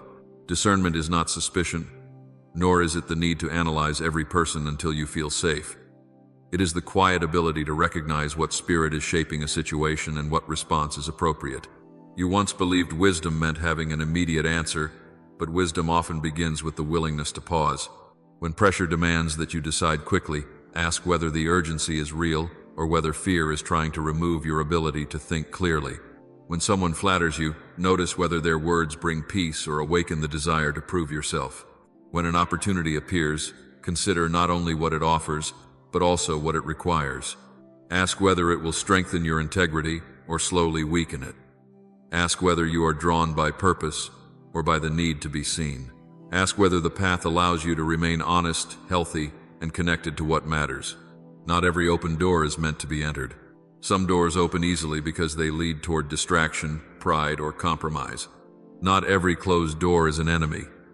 Some closed doors protect you from places that look attractive from a distance but would cost more than you understand. Discernment grows when you stop using ease as the only sign of what is right. The right path may be difficult, and the wrong path may feel immediately rewarding. Pay attention to the fruit. Does this choice produce deeper truth, humility, love, patience, courage, and peace? Or does it require secrecy, manipulation, dishonesty, resentment, or the constant abandonment of your convictions? A decision may bring temporary excitement while slowly creating inner disorder. Another may feel uncomfortable at first while leading toward greater freedom. Do not judge only by the first emotion. Let time reveal what impulse tries to conceal. You do not need to respond to every invitation, answer every accusation, or explain every decision. Maturity includes knowing when silence is wiser than another argument. Some people are not seeking understanding. They are seeking a reaction. If you continue defending yourself before someone committed to misunderstanding you, you will spend your strength without producing truth. There are moments when a calm explanation is appropriate, but there are also moments when continuing the conversation only feeds conflict. Learn to recognize the difference. Silence chosen from fear leaves you feeling small and resentful. Silence chosen from wisdom preserves peace without requiring you to abandon the truth. You may say what is necessary once, clearly and respectfully, and then release the need to control the other person's conclusion. Not every false impression must be corrected immediately. Your life over time can speak more clearly than an argument spoken in anger. This does not mean avoiding difficult conversations. In fact, maturity often requires you to address what you once ignored. You may have called avoidance peace because conflict made you uncomfortable. Yet unspoken resentment does not disappear. It gathers beneath politeness until a small event releases years of frustration. Speak before bitterness becomes stronger than love. Choose a time when you can be clear without becoming cruel. Describe what happened without exaggeration. Speak about its effect without attacking the other person's entire character. Listen to their response without surrendering what you know to be true. A mature conversation does not guarantee agreement, but it gives truth a clean place to stand. You are responsible for your honesty and your tone, not for forcing the other person to respond well. My child, pay attention also to the way you treat people who can do nothing for you. Character is revealed most clearly where there is no reward. It is easy to be respectful toward those whose approval you desire. It is more revealing to remain kind toward the person who is slow, overlooked, inconvenient, or unable to advance your plans. Your faith becomes visible in ordinary interactions. How you speak to a worker who makes a mistake, how you treat a family member when you are tired, how you respond to someone whose beliefs differ from yours, and how you behave when you hold more power in the situation. Clothe yourselves with compassion, kindness, humility, gentleness, and patience. These qualities are not ornaments worn in public. They are habits practiced in private. Kindness does not require great resources. It may appear as attention given without looking at your phone, a patient answer, a sincere thank you, or the decision not to embarrass someone for making a mistake. Do not underestimate the spiritual weight of small mercies. They reveal whether love has become part of your character or remains only a belief you speak about. Your words are especially important. You cannot control every thought that enters your mind, but you can learn not to give every thought a voice. Before speaking, ask whether your words are true, necessary, and shaped by love. Truth without love can become a weapon. Love without truth can become avoidance. Maturity holds both together. Refuse gossip even when participating would make you feel included. Do not use another person's weakness as entertainment. If a concern is serious, speak to someone who can help, not to everyone who will listen. When you are angry, delay words that cannot be taken back. The momentary relief of saying everything you feel may create damage that takes years to repair. This does not mean suppressing emotion. It means bringing emotion under the guidance of wisdom before expressing it. A gentle answer can interrupt a cycle of anger, but gentleness must be chosen before the heat of the moment takes control. Practice in small frustrations so that your heart is prepared when greater conflict comes. The same is true of integrity. You may imagine that character is tested only through major ethical decisions, but it is formed in small places. Returning what does not belong to you, keeping a promise when breaking it would be convenient, admitting when you do not know, and refusing to present another person's work as your own. Each small compromise teaches the heart that truth is flexible. Each small act of integrity teaches the heart that truth is safe to follow. Whoever is faithful in very little is also faithful in much. Do not wait for a great responsibility before becoming trustworthy. Honor what is already in your hands. Complete the task no one celebrates. Care for what has been entrusted to you. Arrive when you said you would. Keep confidence when someone shares something private. These actions may appear ordinary, but they create a foundation strong enough to carry greater influence without becoming corrupted by it. My beloved, maturity also includes learning how to rest. You may have believed that constant activity proves devotion, but exhaustion can make you impatient, careless, and unable to hear clearly. Rest is not laziness when it restores your ability to live faithfully. Your body has limits, and accepting them is not spiritual failure. You cannot give endlessly without being renewed. Make space for sleep, quiet, nourishment, and relationships that offer honest encouragement. Do not wait until your body forces you to stop. A wise life recognizes warning signs before collapse. At the same time, do not use rest as an excuse to avoid what must be done. Discernment asks whether you are truly depleted or simply resisting discomfort. Sometimes you need to pause, sometimes you need to begin. Learn to recognize the difference by examining the fruit of your choice. True rest returns you to responsibility with greater clarity. Avoidance makes responsibility feel heavier each time you postpone it. As these practices become part of your life, you will notice a new steadiness growing within you. You will react less quickly, listen more carefully, and become less dependent on the approval of others. You will no longer need every day to feel significant because you will recognize the value of faithful repetition. You will understand that growth is often invisible while it is happening. One day you will face a situation that once would have controlled you, and you will respond differently without having planned it. Patience will rise where anger once ruled. Clarity will replace confusion. Courage will appear before fear has time to take over. In that moment, you will realize that the small choices were never small. They were becoming your character. My child, continue walking in this way. Do not chase the appearance of maturity while neglecting its quiet work. Choose what is right again today, and then choose it again tomorrow. Let compassion shape your gaze, truth guide your words, humility correct your mistakes, and wisdom govern your responses. Do not demand perfection, but remain teachable. Do not measure your progress only by what you feel. Look at what you repeatedly choose. A faithful life is built one decision at a time. Through those decisions, faith will no longer be something you visit only in moments of need. It will become the rhythm by which you live. My beloved child, everything I have been forming within you was never meant to remain hidden within the boundaries of your own life. The peace you are learning to carry, the patience that has grown through hardship, the compassion born from wounds, and the wisdom shaped through long seasons of uncertainty are not gifts meant only for your private comfort.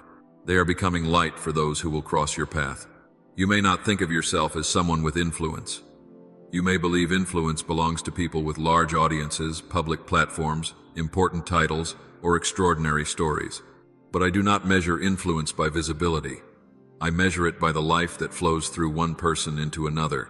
A single word spoken with kindness can interrupt despair. A quiet act of mercy can soften a heart that has grown hard. A patient response can stop anger from spreading. A sincere testimony can give someone the courage to continue for one more day. Do not underestimate what I can do through a life that has been genuinely transformed. You do not need to become famous to become useful. You do not need to be known by many to be deeply meaningful to a few. You do not need to stand before a crowd to carry hope. Some of the most important work you will ever do may happen in a conversation no one else hears, in a room no one celebrates, or in a moment you almost dismiss as ordinary. I see the person who is quietly losing hope. I see the one who has prayed without telling anyone. I see the one who believes no one would understand the weight they carry. I also know how to bring your path near theirs at the right moment. You may think you are simply listening, offering encouragement, sharing a meal, sending a message, or sitting beside someone in silence. Yet through that simple act, I may be answering a prayer you never heard. This is why your presence matters. You do not always have to provide solutions. People are often surrounded by advice while starving for understanding. They may not need you to explain why everything happened. They may need someone who will remain near without judgment, listen without rushing, and remind them that pain has not made them unworthy of love. Because you have known what it is to suffer quietly, you are learning how to recognize quiet suffering in others. Because you have felt overlooked, you are becoming more attentive to those the world passes by. Because you have needed patience, you are becoming capable of offering patience. The places where you were once wounded can become places from which mercy flows. This does not mean you must expose every private detail of your life. Wisdom will guide you regarding what to share, when to share it, and with whom. Your story is sacred, and not everyone is prepared to receive every part of it. But do not allow shame to convince you that your experiences are useless. There will be moments when a carefully chosen truth from your journey becomes a doorway for someone else. You may say, "I have felt that too," and suddenly they will no longer feel alone. You may admit that healing took time, and they will stop condemning themselves for not recovering quickly. You may explain that faith did not remove every question, and they will realize their uncertainty has not disqualified them. Your honesty can release others from the pressure to pretend.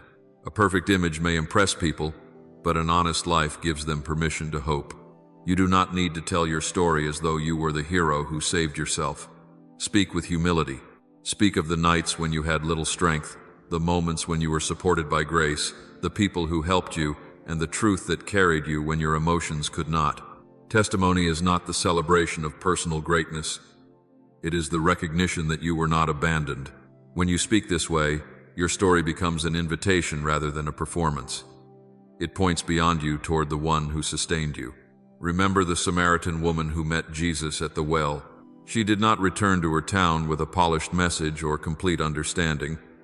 She simply spoke from the honesty of encounter. Come and see. Her past had not been erased, and every question had not been answered, but she had been seen truthfully without being cast away. That experience gave her the courage to speak, and her simple testimony drew others toward hope. My child, you may think you must know every answer before you can encourage anyone. You may fear being asked a question you cannot explain. But influence does not require complete knowledge. You can say, "I do not know, but I will listen." You can say, "I cannot explain everything, but I know what helped me remain standing." You can say, "I am still learning, but you do not have to face this alone." Humility does not weaken your witness. It makes it trustworthy. People can recognize when you are trying to impress them, control them, or force them to accept your conclusions. They can also recognize when you are speaking from genuine care. I am not calling you to argue everyone into agreement. I am calling you to live in such a way that truth becomes visible through your character. Let your light shine before others, that they may see your good deeds and glorify your Father in heaven. Light does not need to shout at darkness, it simply shines. Salt does not announce its presence. It quietly changes the flavor of what it touches. In the same way, your life can carry my presence without constant explanation. The way you respond under pressure may speak more clearly than a long speech. The way you treat someone who cannot benefit you may reveal what you truly believe. The way you forgive, remain honest, keep your promises, and choose compassion when cruelty would be easier can awaken questions in the hearts of others. They may wonder why you did not become bitter. They may notice that you remain peaceful without denying reality. They may see that you can admit weakness without losing dignity. Your life becomes a letter written through daily choices. People read it through your tone, your priorities, your treatment of the vulnerable, and your conduct when no one is praising you. This is why the quiet work of character matters. You cannot consistently offer others what you refuse to practice in private. If you speak of grace but treat people harshly, they will remember the harshness. If you speak of truth but live dishonestly, your words will lose their weight. If you speak of love while seeking only recognition, people will feel the difference. I am not asking you to become flawless. I am asking you to remain sincere. When you fail, acknowledge it. When you hurt someone, apologize. When you do not know, admit it. A life that repents honestly can reveal grace more powerfully than a life that pretends never to stumble. Your willingness to be corrected shows that truth matters more to you than your image. There will be people who misunderstand your kindness or take advantage of your willingness to help. This is why influence must remain joined to wisdom. You are not called to rescue everyone, solve every problem, or become endlessly available. Compassion without boundaries can become exhaustion, resentment, and unhealthy dependence. Sometimes helping means offering practical support. Sometimes it means listening. Sometimes it means encouraging someone to seek professional, pastoral, medical, or legal assistance beyond what you can provide. Sometimes love requires you to say no because continuing to carry another person's responsibility is preventing them from growing. You are not their savior. You are a witness, a companion, a servant, and at times a guide. But only I can reach every depth of another person's heart. Do your part faithfully, then release what belongs to me. You may plant a seed without seeing it grow. You may speak a word that seems to make no difference. You may offer kindness to someone who does not respond. Do not judge the value of your faithfulness only by immediate results. A seed often remains hidden long after it has been planted. The person may remember your words months or years later, when life finally makes them ready to understand. An act of forgiveness may begin weakening a wall that took years to build. A moment of dignity offered to someone who feels ashamed may become the memory that keeps them from giving up. You are called to sow with love. I bring the growth. This frees you from the need to control how others change. You do not have to force conversations, pressure people, or become frustrated when they are not ready. Truth offered without love can feel like judgment. Love offered without truth can leave people trapped. Ask me for the wisdom to know what the moment requires. Sometimes the right word must be spoken clearly. Sometimes the most loving response is silence and presence. Sometimes someone needs correction. Sometimes they first need to know they are safe enough to hear it. Learn to notice the difference. Do not speak only to relieve your own discomfort. Speak for their good. Do not use another person's vulnerability as an opportunity to prove your insight. Honor what they have entrusted to you. Keep confidence when privacy is appropriate. Refuse to turn someone's pain into gossip disguised as concern. If the situation involves danger, abuse, self-harm, or serious wrongdoing, seek appropriate help rather than protecting secrecy that allows harm to continue. Wisdom knows that confidentiality and silence are not always the same as love. My child, the influence I desire to give you begins in the places nearest to you. You may dream of reaching many people while overlooking the person in your home who needs patience. You may desire a public purpose while speaking carelessly to those who know you privately. Do not despise the immediate field before you. Your family, co-workers, neighbors, friends, and ordinary encounters are not interruptions to a greater calling. They are often where the calling begins. The person serving you at a store, the colleague who seems difficult, the elderly neighbor who lives alone, the child who asks for your attention, and the friend who repeats the same fear may each become an opportunity to carry light. You will not respond perfectly every time, but remain attentive. Ask, what does love require from me in this moment? Sometimes it will require action. Sometimes it will require restraint. Sometimes it will mean noticing someone whom everyone else ignores. Do not measure the importance of a person by their status. I have always seen those the world overlooks. When you offer dignity to someone who is treated as invisible, you reflect my heart. A softened gaze, a respectful tone, and a willingness to learn another person's name may seem small, but small mercies can restore a sense of humanity. You do not know the private battle behind the face before you. Kindness may be the only gentle thing they encounter that day. At the same time, do not perform kindness merely to feel righteous. Let it grow from sincere regard. People are not projects. They are not evidence of your goodness. They are lives worthy of respect. Serve without making others feel indebted to you. Give without using generosity to gain control. Encourage without making yourself necessary.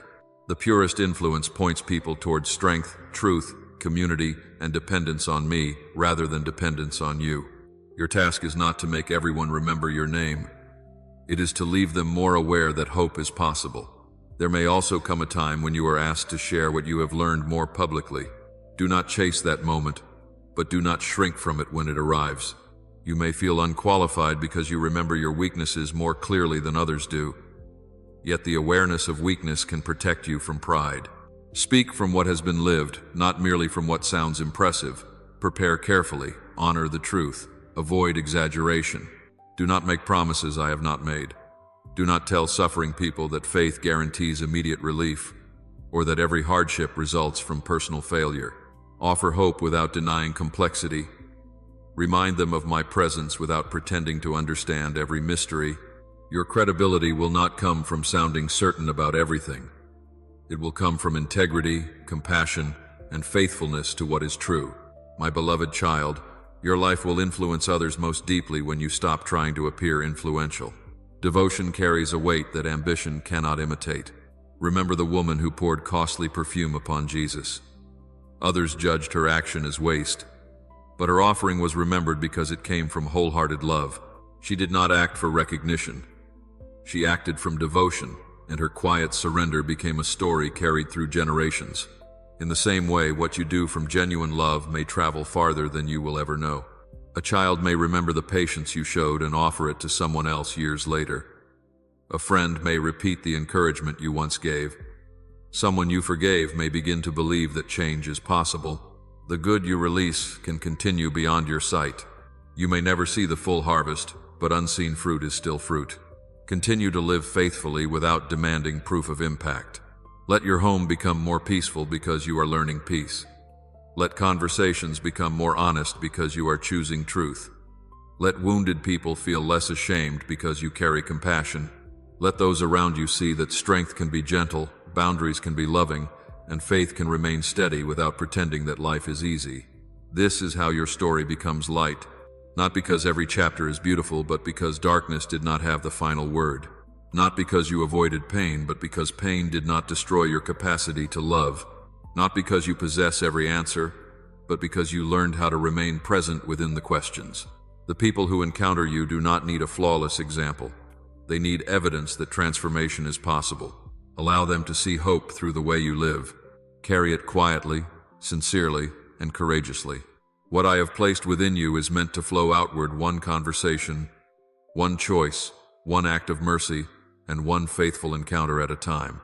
My beloved child, you have journeyed through this message from recognizing that your life is not accidental, through silence, honesty, healing, waiting, restored identity, surrender, faithful living, and the calling to become light for others. Now, before you take another step, I want you to pause. You have spent so much of your life moving from one responsibility to the next that rest may feel unfamiliar. Even when your body stops, your mind continues working. You revisit the past, calculate the future, and carry conversations that ended long ago. You tell yourself that peace will come when every problem is solved, every question is answered, and every uncertain situation reaches a clear conclusion. But if you wait for life to become completely settled before allowing your heart to rest, you may remain restless for years. There will always be something unfinished, something unknown, or something beyond your control. The rest I offer does not begin when every difficulty disappears. It begins when you recognize that you do not carry your life alone. Come to me, all you who are weary and burdened, and I will give you rest. I am not asking you to deny reality or pretend that your responsibilities no longer exist. I am inviting you to stop treating yourself as the sole protector, provider, and keeper of everything you love. You have done what you could. You have worried over details, imagined possible outcomes, and tried to prepare for situations that may never occur. Now breathe. Let your shoulders release what they were never designed to hold. Let your heart remember that I remain awake while you sleep. The world does not depend on your constant vigilance. The people you love are not beyond my sight when they are beyond your reach. The future does not become safer because you rehearse every possible danger. Anxiety may tell you that worry is a form of preparation, but worry often consumes today without changing tomorrow. Wisdom prepares what can be prepared and then releases what cannot be controlled. Rest is not irresponsibility.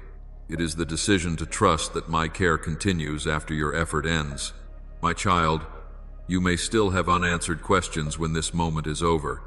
You may still face the same financial concern, health uncertainty, strained relationship, or difficult decision. Do not interpret the presence of a problem as proof that nothing has changed. Something important has already begun. You are no longer standing before the problem in exactly the same way. You have remembered that silence is not abandonment. You have brought hidden pain into the light. You have allowed truth to challenge the lies formed by old wounds. You have recognized that waiting can contain preparation, that failure does not erase your identity, and that obedience does not require control over the outcome. These truths may not remove every circumstance immediately, but they change the ground beneath your feet. The storm may still be present, yet you are learning that peace can exist within it. You once believed peace meant the absence of trouble. I am teaching you that peace is the presence of trust in the middle of trouble. Peace I leave with you, my peace I give you. I do not give to you as the world gives. The world offers peace only when conditions appear favorable. My peace can remain when conditions are uncertain because it is rooted in who I am, not in what happens next. This does not mean you will never feel afraid again. Fear may return when new information arrives or when an old wound is touched.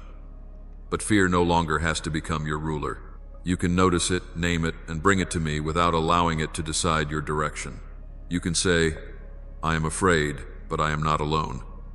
I do not know what will happen, but I know who walks with me. That is not denial. It is faith grounded in a reality deeper than what your eyes can see. As you prepare to move forward, do not carry the belief that you must transform your entire life in one day. You do not need to become a perfect person by tomorrow morning. You do not need to correct every weakness, repair every relationship, or complete every task at once. Such pressure will only return you to exhaustion. I will give you grace for the step before you. Your word is a lamp for my feet, a light on my path. A lamp does not always reveal the entire road. It gives enough light to walk without standing still in fear. Ask what the next faithful step is, not how you can control the entire journey. The next step may be small. It may be making a necessary phone call, keeping an appointment, asking for help, telling the truth, completing one responsibility, or allowing yourself to rest without guilt. It may be apologizing, forgiving, setting a boundary, or returning to a practice you abandoned when life became difficult. Do not reject a small step because it does not feel powerful. A new direction is often established through simple obedience repeated over time. When morning comes, rise without demanding that you feel completely renewed. Some mornings will begin with energy, while others will begin with heaviness. Your ability to continue does not depend on waking with perfect confidence. His mercies are new every morning. Yesterday's weakness does not cancel today's mercy. Yesterday's mistake does not remove today's opportunity to choose differently. You do not have to carry every failure across the night as though no new beginning were possible. Learn what must be learned, repair what can be repaired, and then allow the day to end. You were never meant to relive the same moment endlessly as punishment. Repentance turns toward a new direction. Shame keeps you staring backward. When you wake, receive the day as it is rather than immediately comparing it with what you hoped it would be. Notice the breath in your body, the light entering the room, and the responsibilities placed within your reach. Gratitude does not mean ignoring pain. It means refusing to let pain make you blind to every remaining gift. There may still be something good to receive, someone to love, and one meaningful act to offer. Live the day you have been given rather than postponing life until the day you wish would come. My child, keep walking, but do not confuse speed with faithfulness. You may move slowly, you may need to stop and gather strength. You may take 2 steps forward and recognize that an old pattern still needs attention. None of this means you have failed. A long journey is completed through continued direction, not constant speed. Do not compare your pace with someone who is walking a different road. Some people may appear to move ahead quickly, but you do not know the full story beneath their progress. Your task is not to compete. Your task is to remain faithful to the light you have received. If you stumble, return. If you become distracted, return. If disappointment causes you to withdraw, return. You do not need to begin your entire relationship with me again every time you struggle. I have not moved. Grace allows you to come back without performing a long ceremony of self-punishment. Simply say, "Here I am. I will meet you there." Do not interpret weariness as a sign that you should abandon the path. Sometimes weariness means you need rest, support, or a healthier way of carrying responsibility. Seek help when the burden exceeds what you can manage alone. Allow trustworthy people to stand beside you. Strength does not require isolation. 2 are better than 1 because they have a good return for their labor. If either of them falls, one can help the other up. There may be moments when I answer your prayer through another person's presence, wisdom, skill, or care. Do not reject the answer because it arrives in an ordinary form. A doctor, counselor, pastor, friend, family member, teacher, or compassionate stranger may become part of the support I provide. Receiving help does not make your faith smaller. It acknowledges that you were created for relationship and community. At the same time, remember that no human being can carry every need within you. Appreciate people without making them responsible for becoming what only I can be. Let them support you, but do not build your entire peace upon their availability, approval, or ability to understand you perfectly. People have limits. I do not. When they disappoint you, address what must be addressed, but do not conclude that you have been completely abandoned. I remain steady through the changing seasons of human relationships. There will be days ahead when this message feels distant. The emotions you feel now may fade, and familiar pressure may return. Do not depend only on the memory of an emotional moment. Hold on to what is true. Write down what you need to remember. Return to Scripture. Create simple practices that help your heart become attentive again. Begin the day with a few honest words rather than waiting until you can offer a perfect prayer. End the day by releasing what remains unfinished. When fear becomes loud, speak what is true aloud. When gratitude feels difficult, identify one thing rather than forcing yourself to feel thankful for everything.